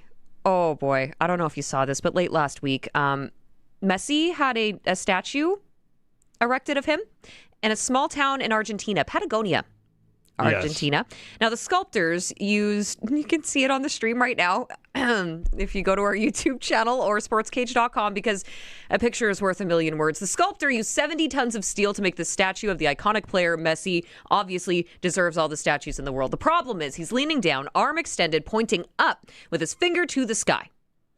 And the World Cup trophy is placed between his legs, right in front of the front of his body. I don't really know how to describe this. It's his iconic goal celebration, right? Where he goes running and then he slides on his knees. Right? Yes. But the problem is, as he's sliding on his knees, legs spaced apart, the trophy is right in between his legs, and it looks like male anatomy. The placement of the trophy is what's got you unclutched. That is what's unclutched. And the unfortunate reality is now they have to go fix it because people started complaining. I don't know how you do that. I really don't know how you do that. But yeah, I'm sure Messi's got bigger things to worry about right now. So that was another unclutch, but I can give us a palate cleanser. What? Next. What? Okay. Just go to the next. Clutch. This is some positive news. Perfect. Saskatoon Valkyries. I got to stop laughing. Stop it. We are adults here, gentlemen. Mm-hmm. Saskatoon Valkyries 2026 WWCFL champions yet again, thanks to a lopsided 40-7 win over the Edmonton Arctic Pride over the weekend at Saskatoon Minor Football Field. So this is the Valkyries' 6th straight championship title, 11th all-time since its inception, and it was another undefeated season, keeping their dynasty alive with a dominant win. And I just love, if you're watching the stream at the start of this video, head coach Pat Barry could be seen getting dumped on. Water shower. Yeah, with the water shower. It was great. Saskatoon took early control, never looked back. The victory also secured, again, the club's latest league title, extending their dominance in this league, which is really, really cool to see. So that is my clutch. I do have one more. Just, do I want to do one? Do I want to do two? Maybe I'll just do one more. Just keep going, Teagan. You're on a roll. You're on a roll. You just want me to get further and further away from the Messi statue. Yes, please. Kelowna, touchdown Kelowna. That took place over the weekend in the CFL. 19,000 strong, sold out crowd, which was pretty impressive for that game. And then the Tevin Jones tutty, that if you're watching the stream. So he kind of bobbles it, but then he catches it, and then he walks, he runs, and then starts walking up to the end zone, and then just falls back. Kind of breaking the hearts of the Lions showing that one. But, hey, I thought it was pretty cool. And then the touchdown celebration shortly thereafter, getting into that World Cup spirit. His teammates line up, and then he kicks it past him as they pretend to save it like it's a goal in a soccer game. I thought that was pretty clutch, too. I like the celebration. You know what? I like the celebration. There are some people that really don't like the excessive celebration. Like, it's football. Edmonton used to have dandies on the track and when they did the bobsled thing and stuff. But, yeah. Well, it was all fun and games until people did take it maybe a little too far, and then players started getting fined. Because wasn't there a nacho cheese situation? Yes. With the Riders at one point? Somebody went and jumped into the... There was like a hot tub or a couch or something? Yeah, it was... I'm misremembering. Like a VIP area, right? They jumped into the Riders where there's some Rider fans, and they had some nachos. Hopefully they bought them more. I'm sure. Because those aren't cheap. Nope. Okay, final one, and then I'm going to let you go finally, Dave. Riders scratch ticket. You remember those scratch tickets they were selling? Yes. Across the province where you could have an opportunity to, it was like 10 years worth of season tickets, special suite experiences, cash money. Apparently, I don't know who the winner is yet. And Dave, you and I were talking about this earlier. Apparently, a $75,000 winning ticket was sold in Regina. Wow. That is pretty clutch. That is clutch. Just remember who your favorite Sportscage host is if you happen to win $75,000 and ever wanted to bring me a present. Just saying. Okay. Fair. Okay, what you got? You know what? I'm going big picture here. And Major League Baseball doesn't always get it right. No. But the automated ball strike system, I think, is pretty good the way that they have brought it in and have executed it. They were talking over the weekend, the Texas Rangers have one of the highest records when it comes to challenging balls and strikes at 65%. So they're up around 65%. Most teams are 50-50, right?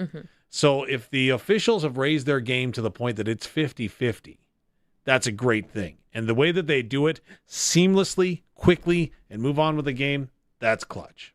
So I was one of the skeptics that didn't believe. Okay. But now I believe in the automated ball strike system in Major League Baseball coming in clutch. You have been convinced. Thank you. See, we can change our minds. There's true things. Yeah. Okay, clutch performers. Unless we have any more. Curtis, we're good? Okay, I think that means we're good. Clutch Performers brought to you by Keln Solar. They can help you with your livestock operations. Book now to get your solar quotes for your home, your farm, your cabin. Save money with the local company. That's Keln Solar in Lumsden. Also, Saskatchewan Roughrider 50-50. If you want in on this, you have until Thursday at 10 p.m. to get your tickets and be in for the early bird prize. Obviously, if you get a ticket, you're in for the 50-50 jackpot. Winner takes home half the cash. It always gets up there. I don't even know what the last one was at. I'll maybe need to look into that. But we know how to do 50-50s here in Saskatchewan. So if you want in on this, early bird prize this week. Speaking of the Jays, or sorry, not of the Jays, that was last week. Labor Day game, package for 2 this September. You want to go? 1-night hotel stay in Regina, 2 custom rider jerseys, 2 gold tickets to the Labor Day Classic on Sunday, September the 6th, and 3 winners will be drawn. So you got a couple of opportunities here if you get in before Thursday, July the 2nd at 10 p.m. That's this Thursday at Riders 50-50, riders5050.ca. Okay, Monday edition of the Sportscage brought to you by SAS Today, the voices of Saskatchewan. Make sure you check us out online, sastoday.ca. We are going to take a quick break, and we'll be back in just a little bit here. It's the Sportscage, and it's on the home of local sports on 620 CKRM and streaming at sportscage.com. The Roughriders season is here, and the biggest 50-50 in Saskatchewan is back. Last year's 50-50 raised over $3.3 million for amateur football in Saskatchewan, and we couldn't do it without you. Thank you, Rider Nation. This year, we have bigger loyalty and early bird prizes than ever before, not to mention those life-changing 50-50 jackpots. See all of the prizes and buy your tickets today at riders5050.ca, and never miss a chance to win when you sign up for the 50-50 Club. Riders 50-50 is presented by ISC. Lottery license LR260010. The auction calendar is stacked at Ritchie Brothers, and an exciting Regina auction is happening July 9th. Visit the Ritchie Brothers website or Regina location to view a wide variety of used heavy equipment from top brand manufacturers. You don't want to miss this great opportunity. Head to rbauction.com/Regina to sign up and be ready for the auction. Again, that's rbauction.com/Regina. You know that Extreme Hockey and Sport has everything you need for hockey, but warmer weather has them thinking baseball. Be all set for the ball diamond with team kits, bats, gloves, accessories, and training products all in stock. And let's not forget about lacrosse. Don't let spring throw you a curveball. Be ready with Extreme Hockey and Sport, locally owned, community focused, 1425 McIntyre Street at the Cooperator Center, now in Moose Jaw, and online at extremehockey.net.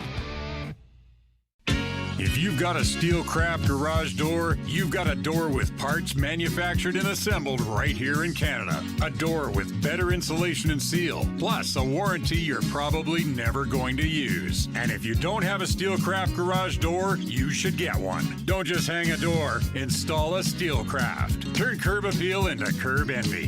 Steelcraft door, Steelcraft door, Steelcraft door. We offer more. Steel-craft.ca. Get it hot and get it fast. Western Pizza. Hey, it's your stomach. We need to talk. What are you doing to me here? Another sad little salad? I like eating healthy as much as the next stomach, but sometimes I want to live. Load me up with a Western pizza, pepperoni, ham, bacon, melty cheese. Now we're talking. And maybe some ribs, lasagna, or souvlaki on the side. Treat me like a respected stomach. Western Pizza. Dine in or take out today. And get it hot and get it fast. Western Pizza. Welcome back to Sportscage. Check out our podcast powered by Freeze Tolman. Available anytime, anywhere at 620ckrm.com and sportscage.com. Welcome back. Monday installments of the Sports Cage. It's brought to you by SAS Today. I'm Teagan Witko with Dave Thomas and Curtis Gammon. Of course, he's keeping us on the air, 620 CKRM, on the stream as well at sportscage.com and our YouTube channel as well. Join in the conversation at any point if you'd like. 306-936-6262. And I'm missing out on a bunch of these text messages here. I'm so sorry, guys. We were talking earlier about the Canucks picking up Caleb with his dad being the coach of the team. And Trevor said, really big Canucks fan, I thought Vancouver would not draft Caleb, which would have been a mistake. That is the player that Vancouver needed to draft. Calgary just did the same with Iginla, too. So, I guess it was the right call, according to Trevor. Appreciate that, Trevor. Well, Trevor, I am with you. I'm a Canucks fan, and we should get together around Remembrance Day right after the Canucks have been eliminated from the playoffs. Ooh. I just don't see good things on this roster. I mean, sorry. You got to have a little positivity, man. Yeah, I know. Okay, sorry. Trevor, I'm going to agree with you. I think that it was the right pick. I do. The kid's in a tough spot. He is in a tough spot, and yeah, don't doubt that. You also just had some news on the Toronto Blue Jays. I know we were just talking a little bit about them and how there could be maybe a little bit of animosity brewing inside the dugout, but you have an injury update? Addison Barger was battling. So he had an ankle injury, then he came back for a game, hurt his elbow, and now he's been rehabbing the elbow. And it was getting to the point that he was going to resume some full baseball activities, and now he has a broken back. So, he got injured while on the injured list. So he's going to be out for weeks with a stress reaction. Hey, I don't know what that means. Yeah, small fracture in his back. Okay. Meanwhile, former Toronto Blue Jay, Bo Bichette, apparently getting emotional ahead of his return to Toronto. That's tonight. Mm-hmm. The Mets and the Jays. Mm-hmm. Savage going to be on the mound for that one? Oh, if you're watching the stream, you can see Bo getting a little bit upset. Didn't he also get booed shortly after he went It's over going to the be Mets? interesting to see what the reaction will be from the fans tonight. I think not much of a betting woman. We all know that. You've heard me. You've heard me do the sprinkle of the day before. Yeah, You don't listen to Teagan. I think he's going to be welcomed with open arms. I think that because Bo was such a good guy and he was very involved in the community during his tenure with the Toronto Blue Jays, I don't think that will be a problem coming back. I think he'll get a big ovation the first time he goes up, probably after that first at-bat, which I'm assuming will likely be in the first inning, as the Jays can't stop anybody in the first. But anyways, sorry, just a Dave Thomas thought. But they'll probably show a video tribute, right? Yeah. That'll get the emotion going for him a little bit, but then after that, I think the fans will react accordingly to a player who left the franchise. You think the Boo Birds are going to come out? Yep. Okay. I think so. Okay. I could be wrong. I would be happy to be wrong. Well, and like I said, don't listen to me and how I like to sprinkle, but I just realized we probably should do the sprinkle of the day. That was a good reminder. Again, don't listen to me, but let's roll through it here, shall we? Sprinkle of the day. You can get in on all of the sports action you'd like. You simply just need to go to their website, really, sportselect.ca, and then you are going to generate your QR code, and then you're going to bring it to your local Lotto Spot retailer. And then, you could always fill out the old little card if you'd like to. Lock in your bet, local Lotto Spot retailer. Every bet is 100% legal. Chance of winning cash in hand. When you're ready to play, bet on the original. Must be 18 plus, and you got to play responsibly. So you can look at tonight's Toronto Blue Jays game. And I don't think that there's going to be any props as to whether or not Bo Bichette's going to get booed or cheered. No, probably not. Unfortunately. That would be kind of fun. But we are just looking at the lines for tonight. So the over-under on this puppy, 8.5. Okay. And then you have the Mets are at, the point spread on this is not great. Minus half a point to 1, or just half a point. I don't think I would go on this one. What would you do, Dave? It's two teams that are disastrous at times, and so it would probably serve you well if you want to go on that one, go on the over. And then, no one scores anything. Yeah. Total bases for Springer, 2.25. Soto or Springer. I wouldn't even do that. Can we check out futures just really quickly here? Because maybe we want to sprinkle a little bit and take a look at this game tonight in the World Cup. Whoever wins, of course, is going to be facing Canada this upcoming weekend. So between Morocco and the Netherlands. Yes, so Morocco and the Netherlands. I want to see who the favorite is here on the futures. Drum roll, there we go. There we go. Morocco at Netherlands. Okay, so over under 2.5. And then you got, let's see here, on the pro line, 290, 280 for a tie. Oh. So the Netherlands are favored. Slim margin. Not by much. No. 2.5 goals was the over-under. And we've got to... I would go under. Yeah. You got to go under on that. Hey, again, don't listen to me. Proceed with caution. That's true. Yeah.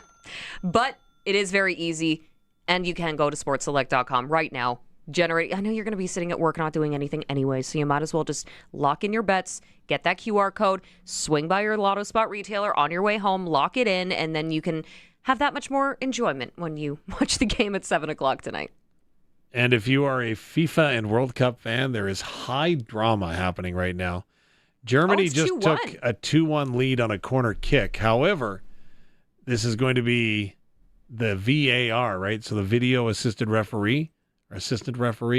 So the Paraguayan goaltender bumped into a German. Now, again, I don't know if he hit him hard enough that would have actually bumped a feather or not. However, the goaltender went down, and so now they're determining whether or not this goal should stick or not. So the Paraguayans were way out on the field during the celebration. They're in extra time right now, the 104th minute, and now the referee's starting to give cards out to the This would be one of the most challenging sporting events to ref. Oh my goodness. Because, okay, I know there's always the jokes. Soccer players like to flop. It's true in every sport. Let's just call a spade here. And they took the goal off the board. So they called it back. They called a foul instead. Oh boy. Yeah. Is this game going to go all night? Well, no, because it'll go to penalty kicks next, right? And again, that's a really, really tough one. Like, I'm not a real big fan of the shootout. No. In hockey? No. But penalty kicks is even worse or harder in soccer. No, it's harder to get a foul at least. But yeah, so the video review has gone, and yeah, wow. Yeah, 105-36 is how deep into this match we are. So, again, they are all tied up right now. Shouldn't be watching television while working, should I? That's like the one thing we get paid to do. Fair enough. I'm going to continue to work, and I might even stay overtime for everybody. Ooh, look at that. Okay, we like it. By the way, that was your sprinkle of the day, brought to you by Sports Select. So if you want to check it out, sportselect.com. We should probably take a quick break here so we can get Crufty on the line. And then we will be back in just a jiffy here, okay? It's a Sportscage, and it's on the home of local sports, 620 CKRM, and streaming at sportscage.com. Rider Nation lives on 620 CKRM. I'm Dave Thomas, voice of the Saskatchewan Roughriders. Friday is game day as the Riders take on the Ottawa Red Blacks. Countdown to kickoff with Teagan Witko and Wes Cates is at 2:30. The pregame show's at 4:30. And kickoff with Luke Mullender and I is at 5:30. Saskatchewan Roughrider football on the Cooperators Rider Broadcast Network is brought to you by UFA, Steelcraft Doors, Stars Lottery, Salford Group, and Sask NDP Caucus. Stream every moment of Rider football at Sportscage.com.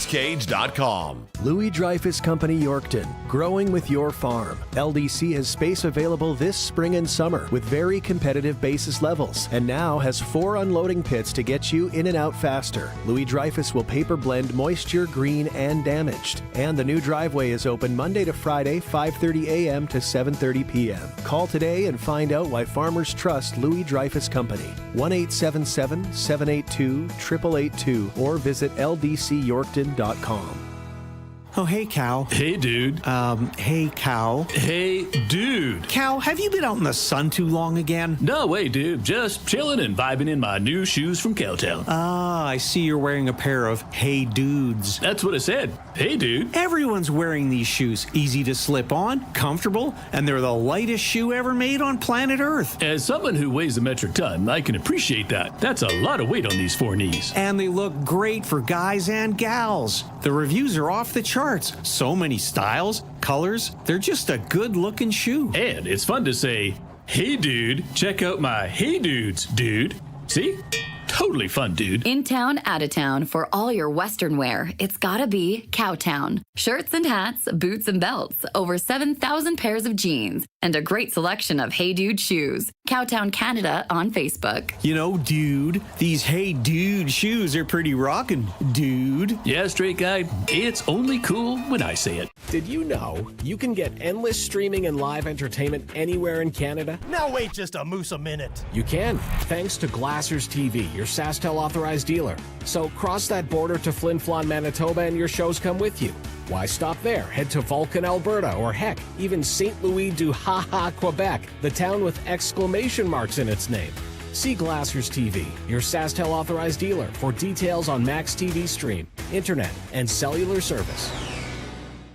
Is your to-do list longer than your weekend? Need a lawn mowed, furniture moved, a shelf hung, or a new set of taps installed by someone who, actually read the instructions? Download the Lend a Hand app. Lend a Hand connects local people who need help with local helpers who know what they're doing. Got skills? Earn a few extra bucks helping people nearby. Need help? Find someone local, ready, and qualified. Hey, duct tape can't fix everything. Download the Lend a Hand app today. The auction calendar is stacked at Ritchie Brothers, and an exciting Regina auction is happening September 25th.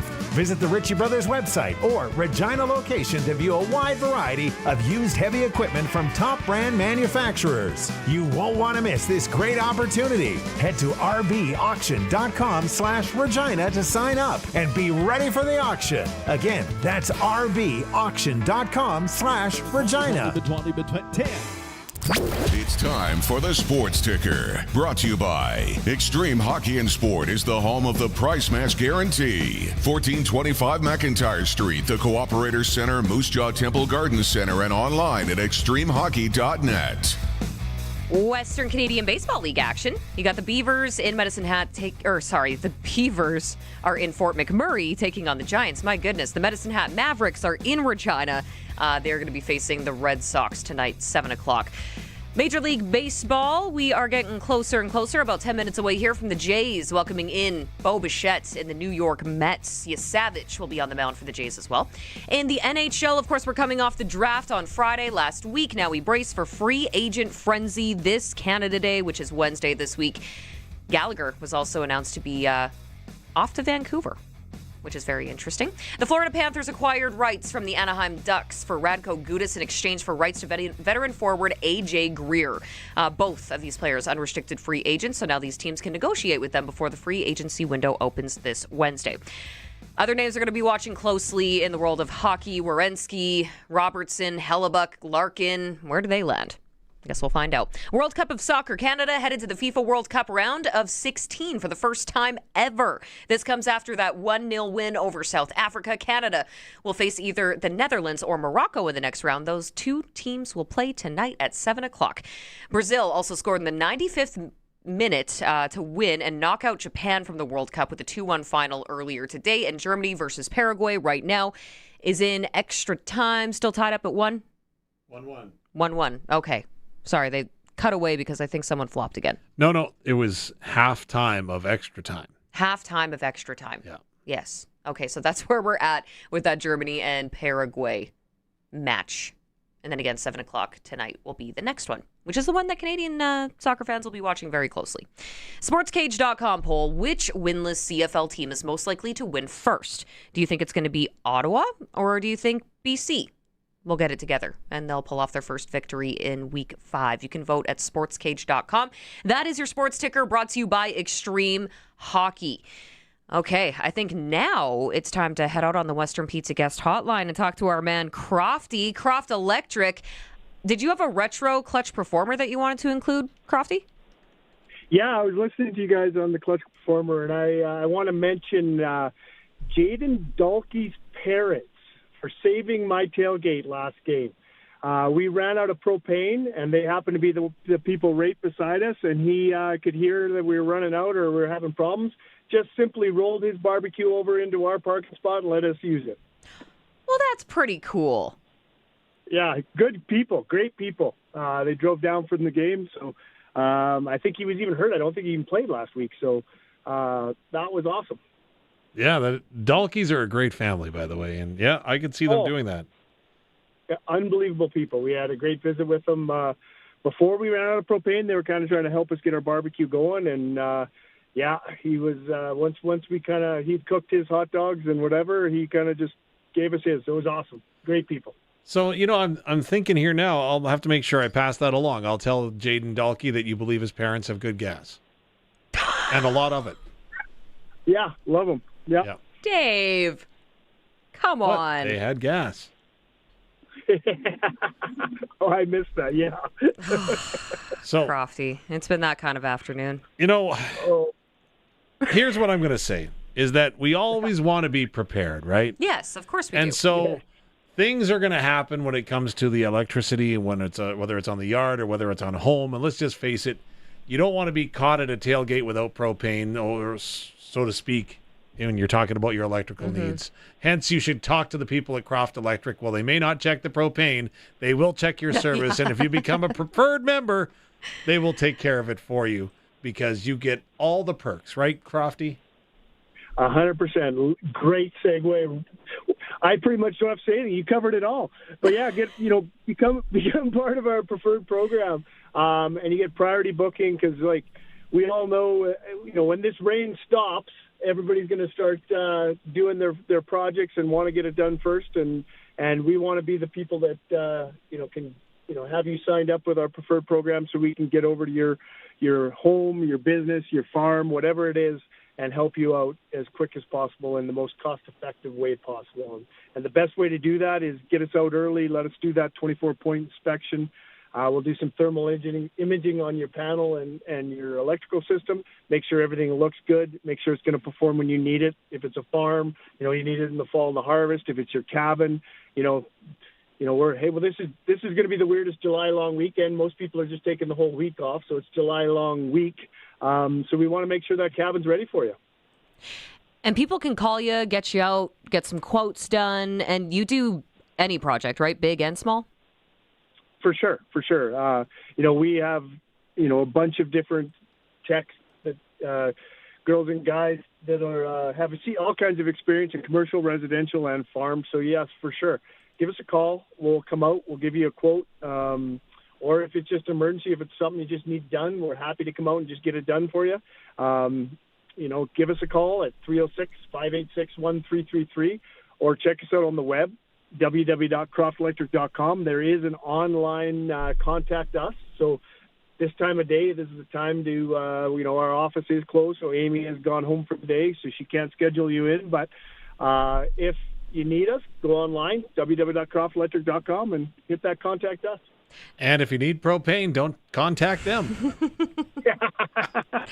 I'll be ready next tailgate. Dave and I are going to come check up on you next game and make sure that you're not lying. I like it. Please do.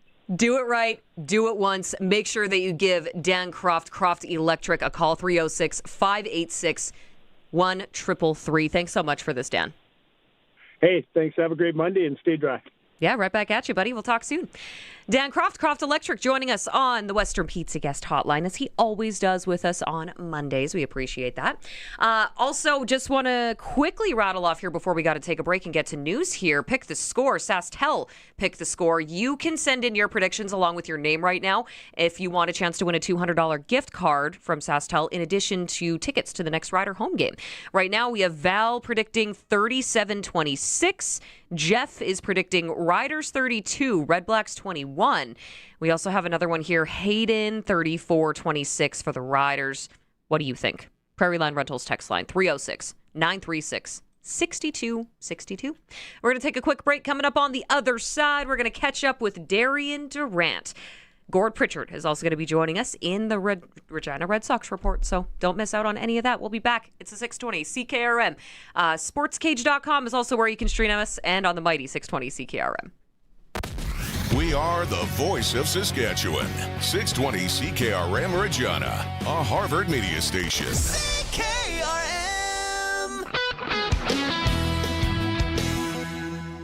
News is brought to you by Echo Sound in Fort Capel. Stay connected with a new cell phone from Echo Sound, your SaskTel authorized dealer. Call 306-332-6711. The news is brought to you by Crestview Chrysler Dodge Jeep Ram, home of Saskatchewan's biggest selection of Ram trucks and Jeeps. CrestviewChrysler.ca. Good afternoon. I'm Ryan Young from the SaskToday.ca newsroom with 620 CKRM News.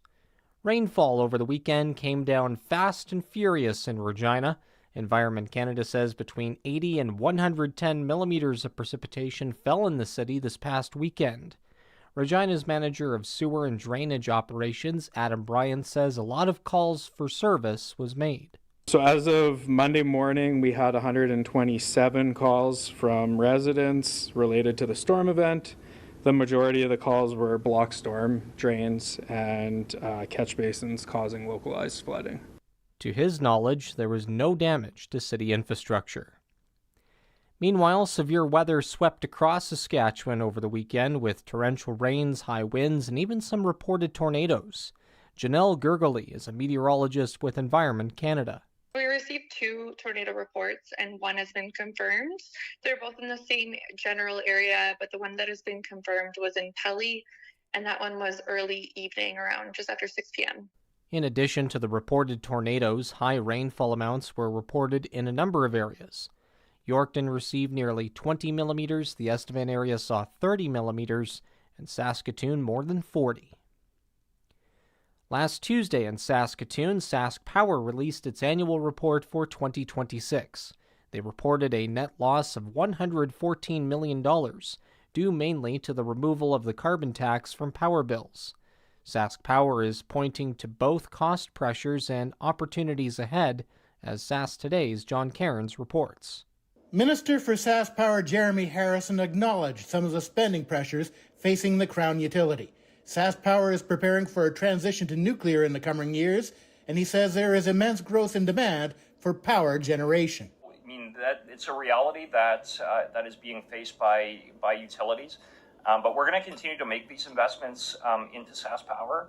We're doing that in a responsible way, but we're doing that to make sure we actually have the power available to catalyze new investments. The fact we have $60 billion of new investment going into this province, it's only because we have the power to allocate to do this. Harrison says there are a lot of jurisdictions across the country who are envious of Saskatchewan for being able to allocate power for new investment. For Sask Today, I'm John Cairns. Farmers, ranchers, and landowners who live close to a highway ditch have the first opportunity to get free hay through the Ministry of Highways' free hay salvage and ditch mowing program. They have between now and July 8th to collect any hay. Then after that date, people can cut or bale as long as the ditch is not already in the process of being cut. Dan Palmer with the Ministry of Highways says the program does more than give supplies for producers. That actually contributes to things like safer intersections because it improves sight lines because you're getting rid of that vegetation there, so it's a little easier and safer for drivers. It provides a neat appearance, of course, if you're a tourist visiting our province. Better control of things like brush and noxious weed. Hay bales need to be at least 8 meters away from the shoulder of the highway and need to be picked up no later than August 8th. Monarch butterflies have returned to Saskatchewan, and conservation groups are asking residents to help protect the endangered species. Nature Saskatchewan says the familiar black and orange butterflies are now flying across the province as milkweed plants begin to bloom. Milkweed is essential because it is the only plant where monarchs lay their eggs and their caterpillars feed. The butterflies were listed as endangered in Canada about 3 years ago due to declining populations and habitat loss. And that's 620 CKRM News. Read more stories from around your community and around the province at sasktoday.ca and 620ckrm.com. Weather is next. Now this is technology. Betamax, landline, 3 channels of my TV. You're so behind, I don't know if I should laugh or cry. You desperately need to go to Echo Sound, your SaskTel authorized dealer. Sounds futuristic. It is. Max Stream TV, SaskTel Internet, and the latest cell phones. Stream TV? No schedule or waiting. Internet? High speed? No phone cord. No cord. Boy, your mind's gonna be blown. Echo Sound, your SaskTel authorized dealer in Fort Capel. EchoSound.ca. And now your summer savings report for Crestview Chrysler in Regina. Current conditions include no-charge diesels on select Ram trucks, kicking off a powerful month of savings here in Regina, and adventure seekers can get into a brand new Jeep Cherokee with payments starting at just $279 bi-weekly plus tax. Forecast models are calling for heavy discounts, low finance rates, and serious trade values, all expected to continue throughout the entire month. This has been your summer savings report for Crestview Chrysler Dodge Jeep Ram in Regina. Weather for next-gen coatings, spray coatings for truck bed liners, rocker panels, and more. Same company, new name, 1865 Maugeri Street, Regina. And Kevin's Marine. Make the most of summer with a boat or pontoon from Kevin's Marine in Fort Capel. kevinsmarine.com. The weather for tonight, a 30% chance of isolated showers and a low of 12 degrees. Tomorrow, a 70% chance of afternoon showers and possible thunderstorms, the high 18. On Canada Day, partly sunny at times with a 30% chance of isolated showers and a high of 22. Thursday, partly to mostly sunny and 25. And Friday, a 40% chance of showers or storms late and a high of 26 degrees. For more local news that matters to you, subscribe to the daily newsletter at sasktoday.ca. For over 40 years, you've known them as Regina's trusted vehicle protection specialists. Now they're introducing the next gen of coatings. New name, new level of protection. They're now next gen coatings. 3 generations of their family have served your family, and that hasn't changed. Same owners, same commitment, ready for the next gen of truck beds, rocker panels, trailers, bumpers, and running boards. The company hasn't changed, just the name. Next Gen Coatings, 1865 Maugeri Street. The next gen starts now. At Kevin's Marine, the lineup is stacked and ready. Legendary Lund boats built for serious fishing and non-stop family fun. Stretch out, crank the tunes, and cruise in style on a brand new pontoon from Bentley or Crest. Or drop the throttle and make waves in a 4-wind sport boat. All powered by trusted Mercury 4-stroke motors. Right now, manufacturer rebates, dealer discounts, and low payment financing. Make decking easy with Shoremaster aluminum docks and lifts. Visit Kevin's Marine in Fort Capel or kevinsmarine.com. Broadcasting from Century Studios in downtown Regina, Harvard Media presents The Sports Cage, where Saskatchewan comes to talk local sports. Be part of the show. Call 1-866-767-0620 or text 306-936-6262. The Sports Cage. Streaming at sportscage.com, our YouTube channel, and on the radio at 620 CKRM. Welcome back to the Monday installment of the Sports Cage. It is brought to you by SAS Today, the voices of Saskatchewan. You can visit sastoday.ca, the leading provincial online news, ag, and sports portal. We got everything you need. And of course, I am your Monday host, Teagan Witko, with Dave Thomas and Curtis Gammon on the controls here, keeping us on the air, 620 CKRM, on the stream as well, sportscage.com, our YouTube channel, and X. Of course, you can join in the conversation at any point. Feel free to do so by texting us on the Prairie Land Rentals text line 306-936-6262. If you've missed out on any of our conversations thus far, you can always go back and listen in podcast form. We had special teams coordinator from the Saskatchewan Roughriders, Kent Maugeri, joined us on the line earlier. Arash Madani popped by to talk a little bit of World Cup of Soccer, specifically Canada. Lots of other good stuff in there as well, so feel free to go back. Still to come, Gord Pritchard for your Regina Red Sox Report, and right now, it's Double Talk with Darian Durant. It's time for Double Talk with Saskatchewan Roughrider legend Darian Durant. Double Talk is brought to you by Dutch Agriculture. Precision in every pass and consistent depth and better yield. Visit DutchOpeners.com. On farm for you. Darian, before we get to some American football, I gotta ask, are you following the World Cup of Soccer? Not like I should. I feel bad about it because I really became a soccer fan over my time as in Canada. So I've just been busy and haven't been able to keep up like I would like. So I feel sorry about that. You know, Dave and I were talking about that right as it got underway, and then I told him how much I was watching. That might have been a white lie, and then I made him feel all guilty about it, and now he's addicted. No, not addicted. You see how quickly he took that back? I'm not addicted. Actually, if there's a part of it that I'm addicted to, it's to see how much you can go ahead and try to portray that you're injured when you actually haven't been touched. That's kind of the focal point for me. Yeah, a lot of flopping going on. Yeah. You took the words right out of my mouth. Well, let's talk about the other kind of football, Darian, because that's what we have you here for. I just want to dive right into this Riders and Argos game because obviously it's a loss.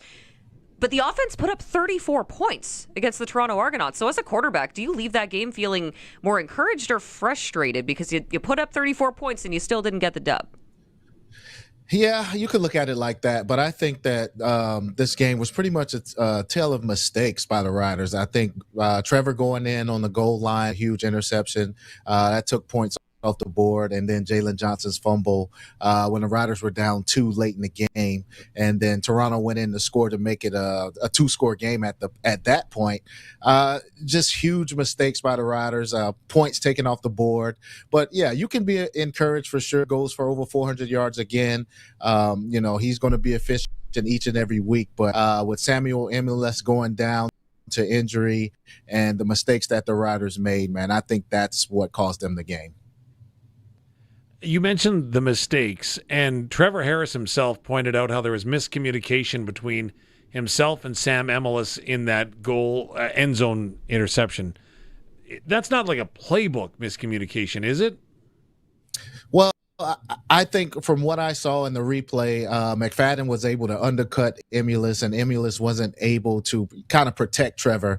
And then Trevor, it was a play fake at the time, a play action. So Trevor kind of had his head down as he was faking the ball to the running back, and then he wasn't able to spot the DB. And you just have to give credit to McFadden. Played inside technique the entire time. He was able to jump it, and because it was play action, Trevor, he didn't have his eyes on the DB, couldn't spot him, so he just trusted that Emulus would cut in front of him, and unfortunately, Emulus wasn't able to come downhill and protect that throw.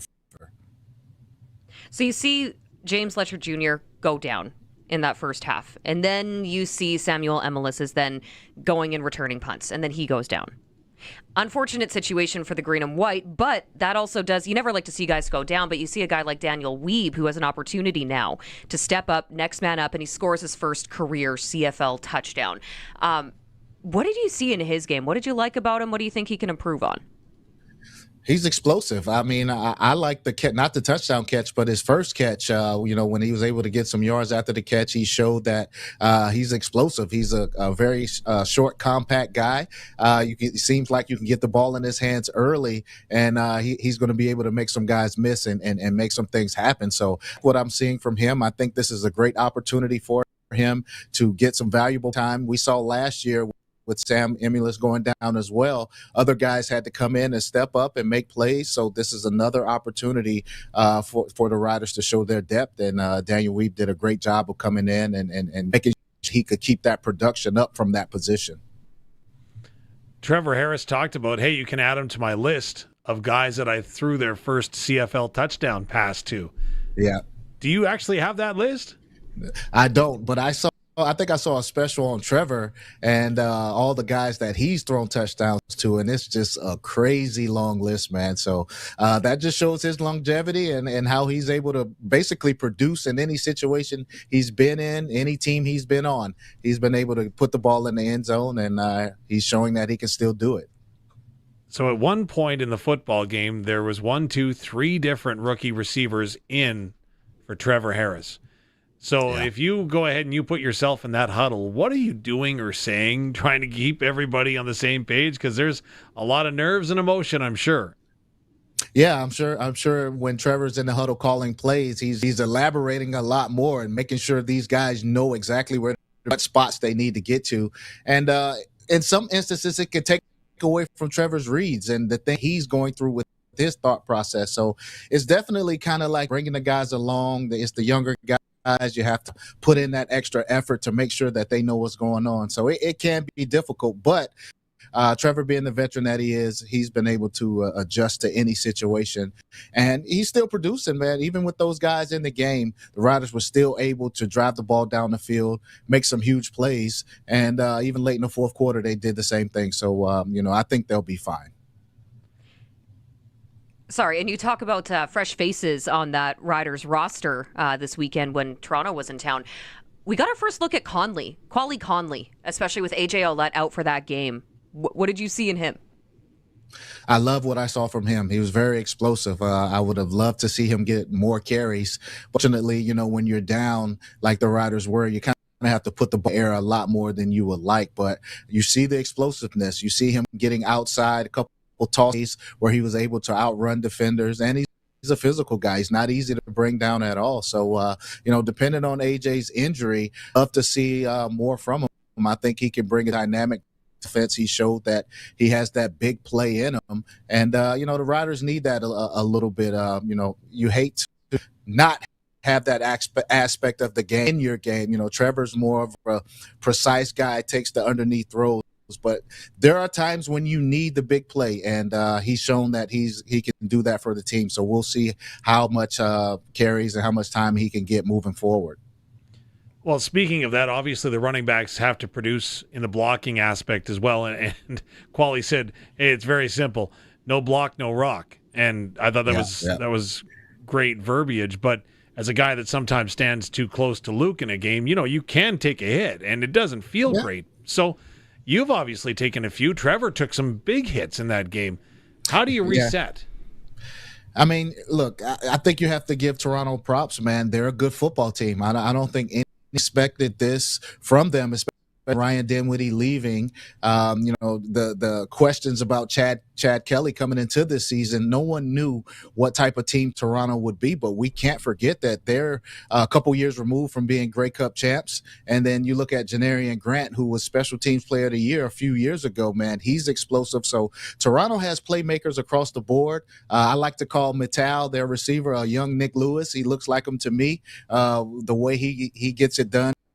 Yards after catch. So, more than you look at this as a failure for Saskatchewan, you just have to look at the fact that Toronto's a very, very good football team, and they came into a tough environment and got it done. Sometimes a loss like this can expose problems that maybe wins can hide a little bit more, at least to the naked eye. Those of us not in the locker room. Do you think that this first loss of the season may actually end up benefiting the Riders long term? We'll see. I think it's all about it being a learning experience, guys. I think more than anything, injuries may be a problem for the Riders. I mean, Roland Milligan's out. It depends on Emulus's status and how serious his injury is. AJ Olette is down. You have some key guys that are banged up early in the season, and that contributes directly to losses showing up in the record column. So hopefully it's nothing major. These guys can get back on the field soon. You need to pile up as many wins early in the season. You need your vets in there, and when you're playing a lot of backups early, man, it could I don't want to say a recipe for disaster, but it's not a good thing to have a lot of rookies and backups playing so early in the season. So we'll see how it goes. Is this potentially a trap game in Ottawa this week? You're coming up a team that's 0-3. You got beat against Toronto. You've got some injuries, but you've also got some feels, right? Because you're coming up against a bunch of your former teammates. Yeah. This definitely could be a trap game. Ottawa may be coming in with a little more confidence, being able to go to Montreal and put up, I think, 35 points and come back and fight and claw back in that game. Pimpleton at the return. This is another explosive return guy that the special teams has to be ready for. He's a touchdown waiting to happen when he touches the ball. So you have to go in there prepared. You can't sleep on this team. And like I said, with the injuries, hopefully the Riders can overcome them, because this is going to be a tough environment. This red-black team is going to be very, very hungry, and they're going to come out ready to play. Who is the advantage in the familiarity factor, if you will? Because Jake Mayer went against the Saskatchewan Roughriders defense every day last year. Trevor Harris, he knows exactly where C.J. Rivas and A.J. Allen and Haba Baldonado are going to be. Who wins that?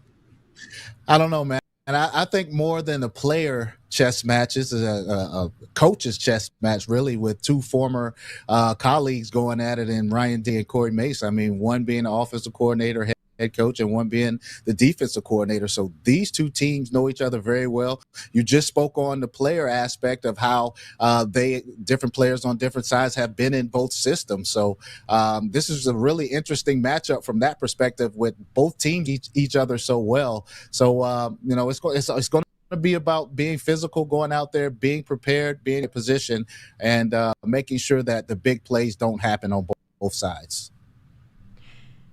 Should we move on to some other games that took place this weekend, Dave? I've got two more quick ones on Ottawa. Go for it. Okay, so when it comes to Ottawa, right, so we talked about the advantage, right? There's tendencies that you see in film and you learn about your opposition. Can you try too hard to change your tendencies against such a familiar opponent? Yeah, you can, and the more I think about your initial question, with Trevor going against C.J. Rivas and some of these guys in practice, every single may know a stance. He may know, some of the tips and tricks that these guys make about just being on the bus or being in the meeting rooms together. So, you may from the game plan a little bit, and you may see something you think you can take advantage of because you just know that player personally, right? So that could happen. But I think that, with Trevor and with Jake's trying so hard to make sure that he can hold his job together. He has to fight off McLeod Bethel Thompson, who is also a great quarterback in himself. And then Trevor coming in, you need a big win with the injuries and all that going on. So I think these guys will stick to game plan and how the coaches, implement things, so than just trying to read a player or knowing a tendency from a former player. Okay, last one on this Ottawa team against Saskatchewan this weekend. And I guess at the expense of perhaps having Darian Durant lose all faith in me being somewhat credible. Are the Ottawa Red Blacks a better team without Eugene Lewis in the lineup? Now, hear me out. I'm not dissing him. He is an amazing receiver. But wouldn't there be some pressure on him to get him the football, being, the salary that he's got, being the dominant receiver that he can be? But I thought Jake had that burden lifted off him this week without him in the lineup. He didn't have to try to find him. Maybe I'm wrong. Yeah, I mean, that's a good point. I mean, you kind of look at the effect of Terrell Owens and how, Gino's kind of demanding. I know Gino, he was my teammate in Montreal. I know, how he could, even though he was young, when he didn't get the ball or when he was open, he would kind of let the quarterback know, or, let him know to throw it up and just give him an opportunity, because I've said before, he's the best 50-50 catcher in the league. So sometimes you can disregard your read and just throw it up.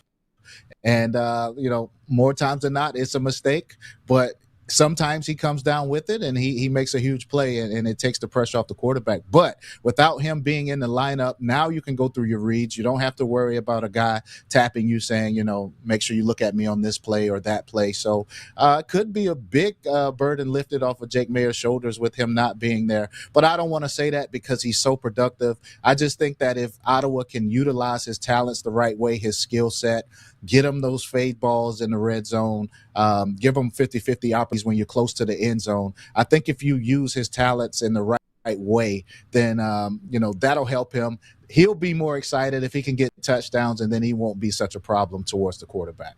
And just a point of clarification, I fully appreciate what Gino Lewis brings. He is an amazing athlete, right? For sure. Going on the mental with what you were saying. Yeah, I get it. So quickly here, BC Calgary played in Kelowna instead of Vancouver, of course, with the FIFA World Cup moving and displacing some teams here. 19,000 people, sellout crowd. Vernon Adams Jr. admitted that win felt really good. It felt like he was getting a monkey off of his back, finally beating his former team. As a player, how satisfying is that to beat a team after they let you go? I mean, I get where he's coming from, man. It's a great feeling. I mean, especially when they feel like, with Nathan Rourke, you can kind of understand, but if they were to bring in a guy because they didn't have faith in him anymore, then, you definitely want to stick it to him the next time you play him. So I understand how he feels. You definitely want to, you don't want it to be close. I'll tell you that. You want to go in and put up 50 on your former team if you could. But more so than him beating BC, I think the environment, the pressure, the way they've been losing in Calgary over the few weeks, I think it's good for them to get that confidence back and go get a huge win on the road. I can't remember that you were ever in Touchdown Atlantic. It was definitely being held while you were still playing, Darian. As an athlete, does that change anything, that going to that type of temporary venue? I think so. More so for vets. I think as a vet, you're used to playing in certain stadiums, right? You've gotten used to the wind in those stadiums. You've gotten used to the atmospheres. Rider fans travel like crazy all over the nation. It could definitely feel like a home setting wherever you go, but it is different. I mean, you don't have comfortable feelings that you would in some of these cities, some of these stadiums. So it could be a little bit different. It may feel more like a preseason game as far as your feel, even though it counts as a regular season game. Definitely different being in a neutral site for sure. So BC announced that they decided to part ways with their special teams coordinator, Corey McDermott, after an 0-3 start. So what does that say? What type of message does that send to a locker room this early into the season? That you need to make sure you're on your P's and Q's and you're doing your job. I think that Buck is just saying, and this organization is just saying, we won't put up with mistakes. Guys may have not been prepared in certain situations, or even them is just not good enough to be productive. So you have to make sure, especially when you're 0-3. Jobs are up for grabs. Coaches want to see who can come in and help them win, because if we all know, if a team loses, the coach is the first to go. And that's just how it is, unfortunately. And with Buck leaving a very, very comfortable situation as a coordinator in Winnipeg, coming to take over to be a head coach, it'll be sad to be 1 or 2 years years in, and then you have to go. So at this point, they're just making a statement. Look, we're going to do anything and everything we make sure we're putting the best coaches on the sideline and the best players on the field. And everyone better look out because your job is up for grabs, except Nathan Rourke, of course. Yeah, he might be right? okay. 3-0, Cody Fajardo's job isn't up for grabs with the Edmonton Elks. Yeah. Is he playing some of the best football of his career, or what have you seen from him? And probably doesn't help having Justin Rankin standing beside you in the backfield either. I mean, he's just a winner. He gets it done any way he has. If he has to throw the ball 40 times, he can do that. If he has to throw it 10 times, turn around and hand it off to Rankin, he's very good at doing that as well. I'm sure any quarterback in the league would love to turn around and hand it off to Justin Rankin. But Cody's just doing what he does, man. He's feisty. He's a winner, and he's shown that everywhere he's been. And, I think Rankin said in an interview that this is a different Edmonton squad, right? They've forgotten about all the bad years. They've shown that they can go into any type of environment and win. A couple games have been in the rain, and now you have a game in Winnipeg where they make a game-winning drive and show that they can get it done. And, kudos to them and kudos to that staff for putting the right pieces in place. And they have weapons at every single position as well. So they'll be a team that's atop of the West come, later in the season. So Justin Rankin is off to the best 3-game rushing start since Corey Sheets in 2013, a name that you might recognize. Do you see any similarities between those two players? Absolutely. Just a big play waiting to happen, man. As far as their stature goes, of course, Justin Rankin, he's a little shorter, more stock eye. But when it comes to big playability, those guys are right there. And as a quarterback, this is, I had my most success when I had Corey Sheets, where, defenses just couldn't sit and play coverage. They had to worry about a guy that's a threat from anywhere on the field. And that's just a benefit for Cody Fajardo as well, right? He can now see coverages.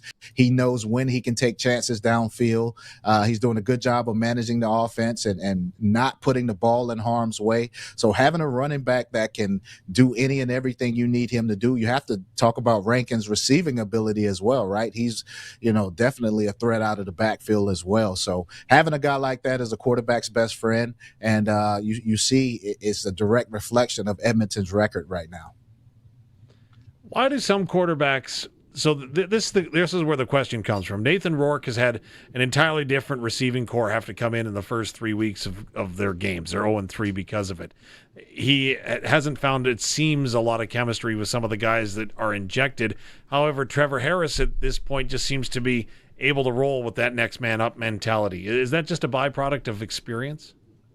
Yeah, I think it's experience. And, I mean – there's a lot of pressure on Nathan Rourke, man. Being the highest paid guy in the league, there was some talks during the offseason about him doing a flag football thing for the country. I mean, he's got a lot going on, and he has a lot of pressure, under his belt. And then coming in, replacing Vernon Adams after the success that VA had in BC, that's another thing. Because if VA continues to play well in Calgary, and then Nathan struggles in BC, now you're going to hear rumblings about, well, maybe the Lions should have kept VA and Nathan isn't worth the money that he's getting. So he's under a lot of pressure. I know they say that Saskatchewan is tough on quarterbacks, but sometimes, your price tag, kind of puts a target on you and it puts that extra pressure on you. There you go. And, I think we're seeing some of his interceptions are just, they're very questionable, right? He just seems to not be confident where he's throwing the ball.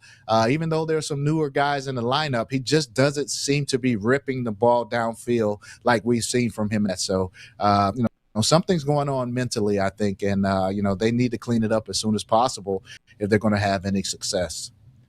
Pressure is a privilege. I get all that. Who's got more pressure this week to get the win?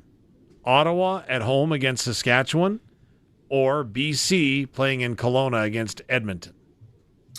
Oh, I definitely think it's BC. I mean, Ottawa isn't expected to beat the Riders at all, right? I mean, the Riders have been rolling early in the season. They're putting up all types of points. They're pretty much dominating everyone they're playing, right? So pressure is on BC to start 0-4, to put yourself, especially in the Western Division, to put yourself at the bottom. I just think the confidence of this team, this organization, would be crushed. And, I don't think I think people expect Edmonton to come in there and win as well because of how Edmonton has been playing. So BC is definitely under a lot of pressure, and I don't like to, say things about hot seats being there, but I mean, if you look from top to bottom, man, no one expected BC, especially with the highest paid QB in the league, to be sitting where they are right now. Well, Darian Durant, we've taken up a lot of your time already. We appreciate it, as always, every Monday. My fault. No, it's fine. We can sit here and talk football for a Dave, full hour. You don't have to worry about that, buddy. Hey, I was really quite concerned about the whole Eugene Lewis thing, though. I'll tell you that right now. Oh. Yeah. This is the stuff that keeps him up at night. I mean, some receivers are quote unquote divas, and I don't like to call him that, but you need to get him the ball, and that's it. And I think if Jake can do that, that'll take a lot of pressure off of that tension or whatever that may be there. We will have much to discuss next Monday. Darian Durant, thank you so much for doing this, as always. All right, take care. Darian, of course, joins us on the Western Pizza Guest Hotline for Double Talk with Darian Durant every single week. Thanks to Dutch Agriculture for consistent depth, better yield, and precision where it counts. Precision. My words are not precise. Where it counts, visit DutchOpeners.com. Dutch Agriculture on farm for you. Hang tight. Your Regina Red Sox report just around the corner. We are going to dial up Gord Pritchard to join us next. And, of course, your sports tickers still to come as well. This is the Sportscage, and it's on the home of local sports. 620 CKRM and streaming at sportscage.com. Remember Bill in high school? $2,000 car, $7,000 stereo. Now he's got a $700,000 drill, $2,000 worth of scrap iron for openers. Morning.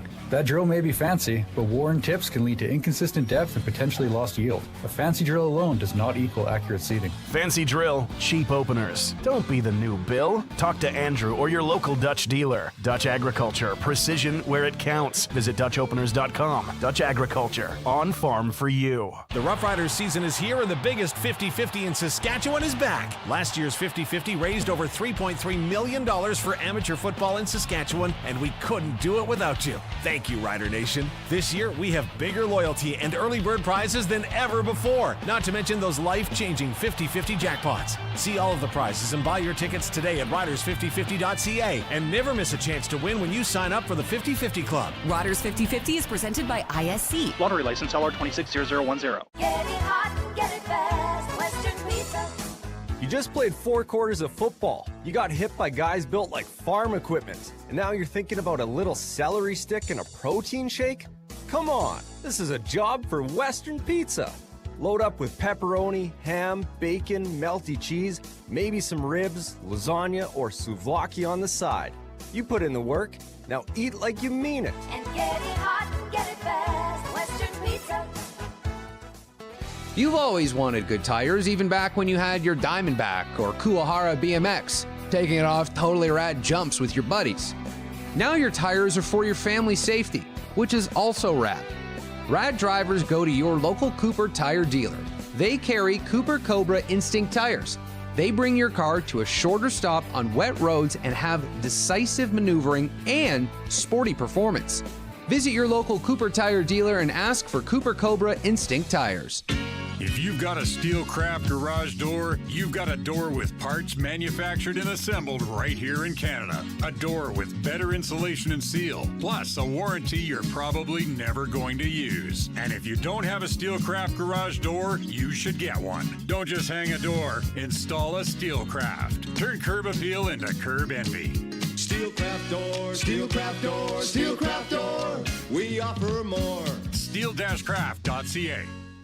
It's time for the Sports Ticker, brought to you by Steelcraft Doors Regina, made in Western Canada for Western Canadians. It is time for the Sports Ticker. There we go.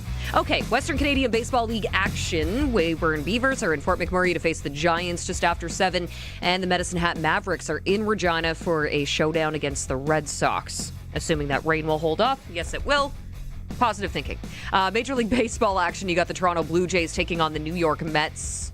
That game just beginning here as Bo Bichette has returned to Toronto and received multiple standing ovations from Blue Jays fans in Toronto, by the way. Savage on the mound for the Jays tonight. In terms of the NHL, we are coming off the draft this weekend, and now we brace for free agent frenzy. We'll keep you posted on that on the Sportscage throughout the week. World Cup of Soccer, Canada is headed to the FIFA World Cup round of 16 for the first time following a 1-0 win over South Africa yesterday. Canada will face either Netherlands or Morocco in the next round. Those two teams play each other at 7 o'clock tonight. Brazil scored a 95th minute winner to knock out Japan of the World Cup with a 2-1 final. And I don't think we have a final result here on that Germany-Paraguay game. Paraguay won in penalty kicks. That's a boring way to finish. It was actually pretty good. Both teams had opportunities to win. Paraguay had a couple of opportunities to win, but they couldn't. Well, yeah, and there was a lot of cards being brought out, and there was extra time, of course. So yeah, they were playing a game of crib. Right? Sorry. Done. Just another half hour of bad jokes here, guys. It's all good. Yeah, that's right. It's all good. Which winless... we should have asked Darian this. Which winless CFL team is most likely to win first? Is that Ottawa or BC? Let us know what you think. Vote at sportscage.com. That is your sports ticker, brought to you by Steelcraft Doors, made in Western Canada for Western Canada. Okay, Curtis, I think it's time. We're good to go. We're going to head out on the Western Pizza Guest Hotline for your Red Sox report. Showcasing the boys of summer. Time for another edition of the Sportscage Regina Red Sox Report on 620 CKRM. Brought to you by Unifor 594. Energy workers, putting the care in career since 1942. Safety is our business.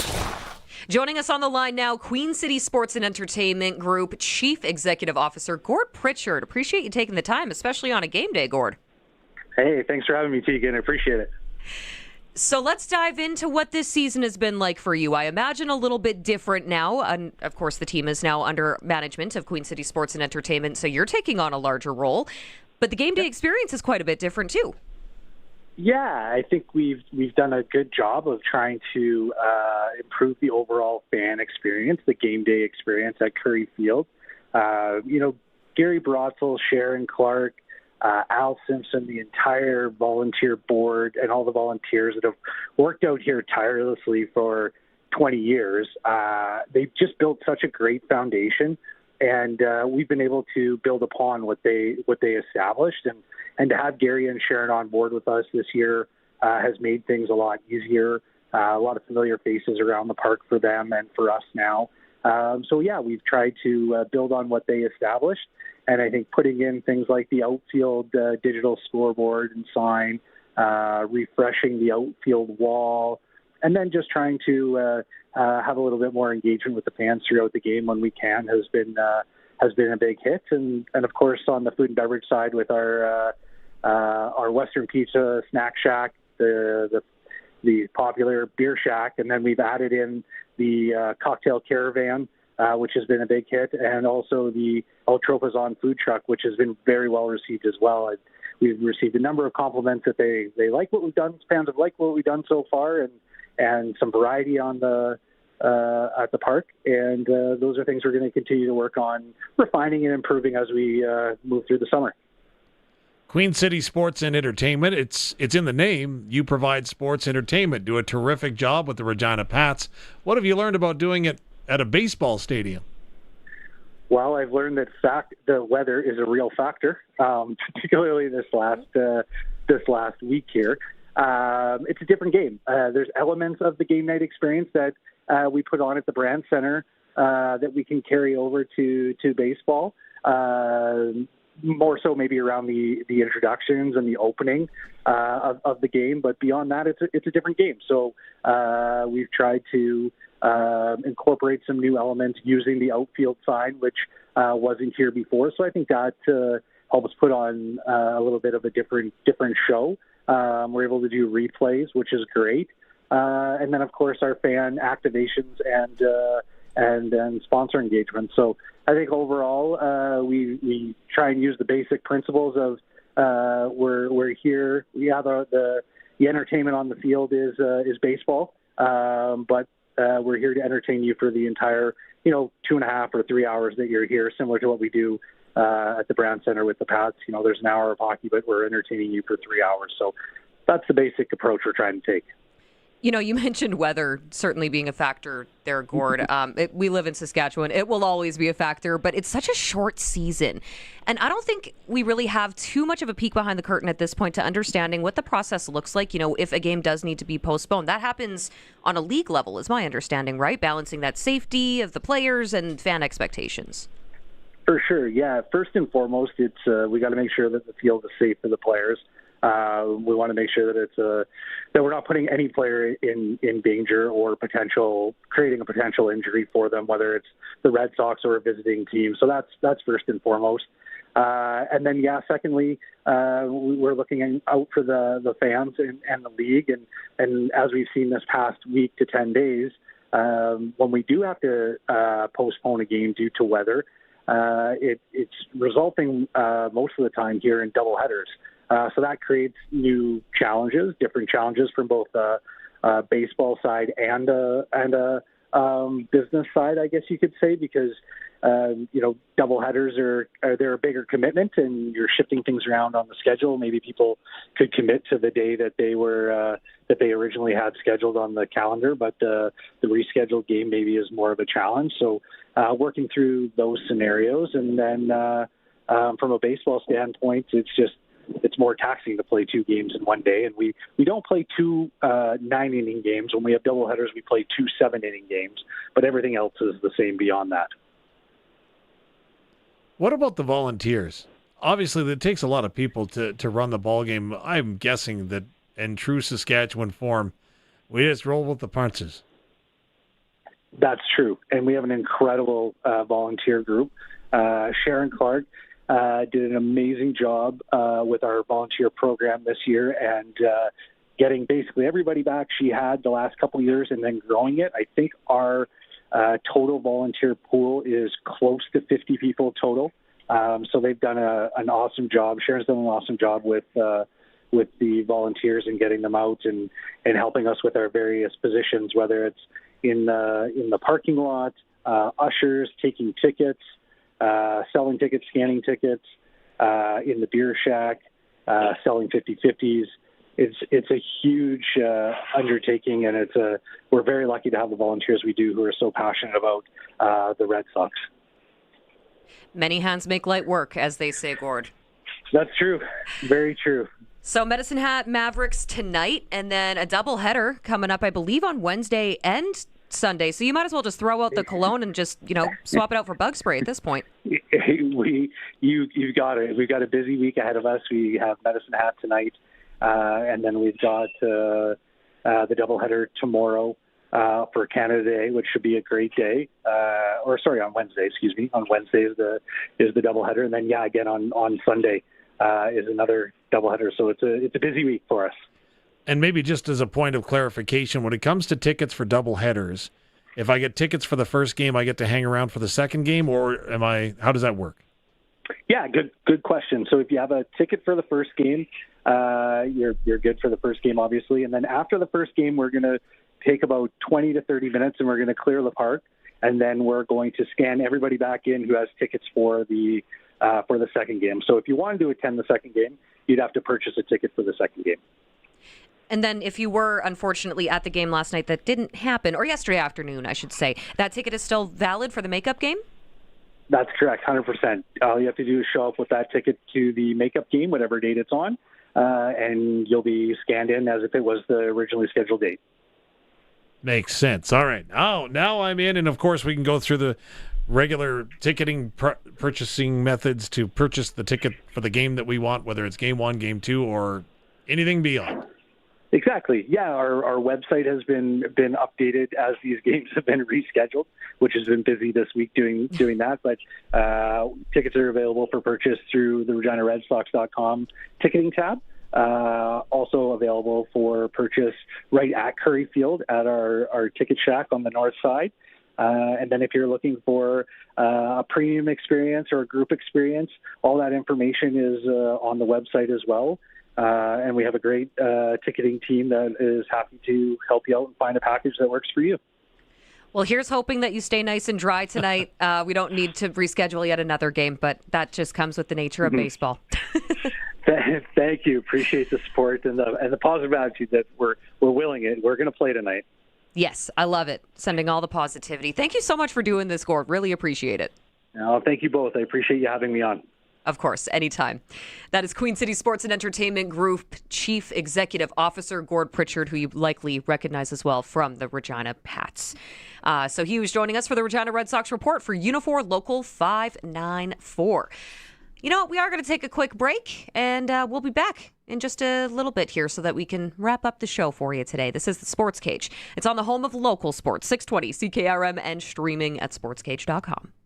Since 1942, Unifor 594 has safely served the community and the ever-changing energy sector. We are the unionized workers at the Co-op Refinery in Regina and the Co-op Ethanol Complex in Belle Plaine. We are process operators, tradespeople, lab techs, warehouse workers, tank car loaders, administration staff, and so much more. Unifor 594 workers are also your neighbors, your friends, your volunteers, your community. Unifor 594. Safety is our business. If you've got a Steelcraft garage door, you've got a door with parts manufactured and assembled right here in Canada. A door with better insulation and seal, plus a warranty you're probably never going to use. Combined with a LiftMaster opener, it's the right choice. And if you don't have a Steelcraft garage door, you should get one. And a LiftMaster opener. 100% made by Canadians for Canadians. Steady, tariff-free pricing and great quality, no matter what. Steelcraft door, Steelcraft door, Steelcraft door. We offer more. Remember when you were out there having some tomfoolery, riding in the back of Grandpa's pickup truck with your friends with no padding or seatbelts? What isn't tomfoolery is where you get your tires. Go to your local Cooper tire dealer. They carry Cooper Discoverer Road and Trail AT tires. They have a durable tread that helps resist cutting, cracking, and tearing that occurs on rough trails. Have your vehicle ready for the road before you are. Visit your local Cooper tire dealer and ask for Cooper Discoverer Road and Trail AT tires. Play of the game? Touchdown! More like the game to play. The new Saskatchewan Roughriders Scratch and Win ticket. It's your chance to win 10 years of Rider season tickets, a premium suite for the home opener and the Labor Day Classic, and tons of Rider swag. Plus, 2 chances to win $75,000. Tickets available at your favorite lottery retailers. Proudly brought to you by Sask Lotteries, supporting sport, culture, and recreation across the province. Please play responsibly. The Roughriders season is here and the biggest 50-50 in Saskatchewan is back. Last year's 50-50 raised over $3.3 million for amateur football in Saskatchewan, and we couldn't do it without you. Thank you, Rider Nation. This year, we have bigger loyalty and early bird prizes than ever before, not to mention those life-changing 50-50 jackpots. See all of the prizes and buy your tickets today at riders5050.ca, and never miss a chance to win when you sign up for the 50-50 Club. Riders 50-50 is presented by ISC. Lottery license LR260010. Get it hot and get it fast. Western Pizza. You just played 4 quarters of football. You got hit by guys built like farm equipment. And now you're thinking about a little celery stick and a protein shake? Come on, this is a job for Western Pizza. Load up with pepperoni, ham, bacon, melty cheese, maybe some ribs, lasagna, or souvlaki on the side. You put in the work, now eat like you mean it. And get it hot and get it fast. Western Pizza. The world is changing. From the misuse of AI and the rise of deepfakes to the dangerous spread of misinformation, it's getting harder for Canadians to separate fact from fiction. That's why having a trustworthy news source is vital. At Global News, we're committed to objective journalism that cuts through the noise. Stick to the facts. Global News, Canada's trusted news. Text CKRM 306-936-6262. Powered by Prairie Land Rentals. From power tools to skid steers, they probably have what you need for your job. 600 Albert Street, where you deal with the owner. Sportscage is live streaming from our Century Studios in downtown Regina. Watch now at sportscage.com and our YouTube channel. Be part of the show by texting 306-936-6262. 620 CKRM.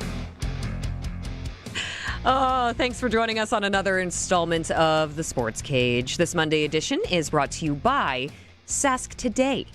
Yeah, check it out, sasktoday.ca. Provincial leader in news, ag, and sports coverage. We got you. Okay. We are just about out of time for the afternoon, but I do just maybe want to mention a couple of quick things here before we do completely run out of time. Rough Rider Foundation 50/50, plenty of exclusive giveaways and experiences up for grabs, and the early bird draw is taking place for, let me see here, Labor Day game package for 2, 1 night in hotel, 2 custom rider jerseys, 2 gold tickets to the Labor Day Classic on Sunday, September 6th, and there will be 3 of these packages awarded. It's hard to believe that we're already talking about Labor Day.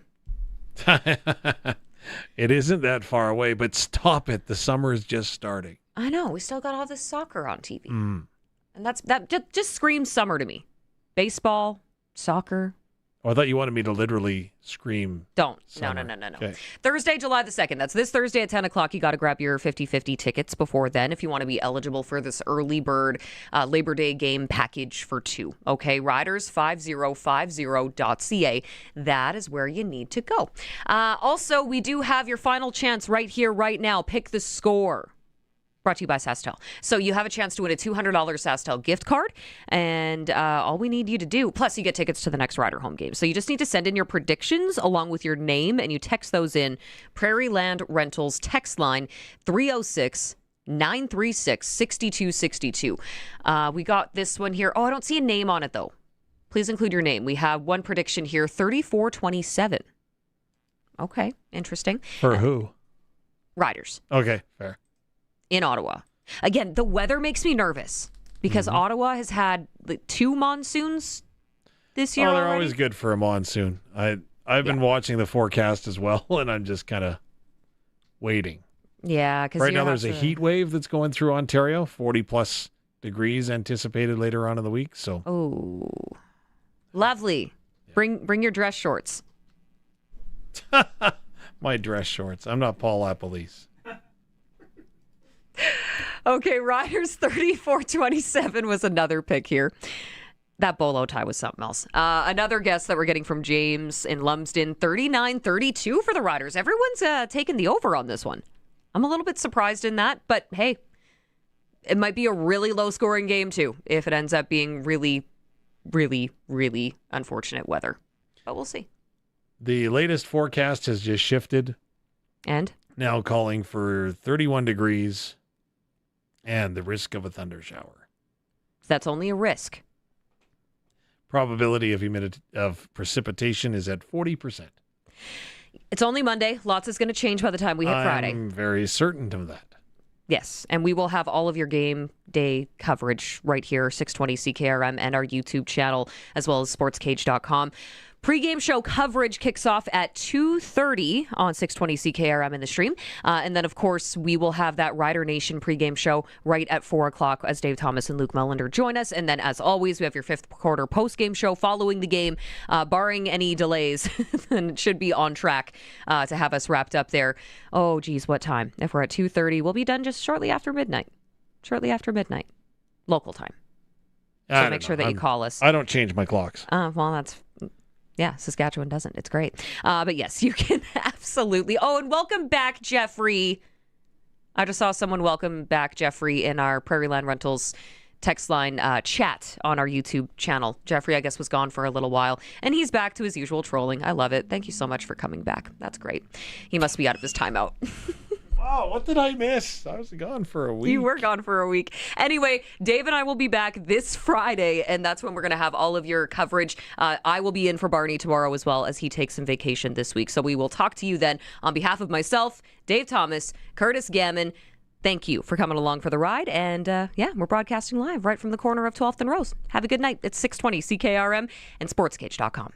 Listen weekdays at noon for Saskatchewan Today on CKRM with your host, Ryan Young, offering the most extensive agricultural news coverage with precision weather meteorologists in an industry that moves fast. Stay updated with the latest, most reliable information in ag news, crisis and trends, all in one place. Available anytime at saskagtoday.com. Saskatchewan Today, your trusted source for all things agriculture. Sponsored by Affinity Credit Union on 620 CKRM.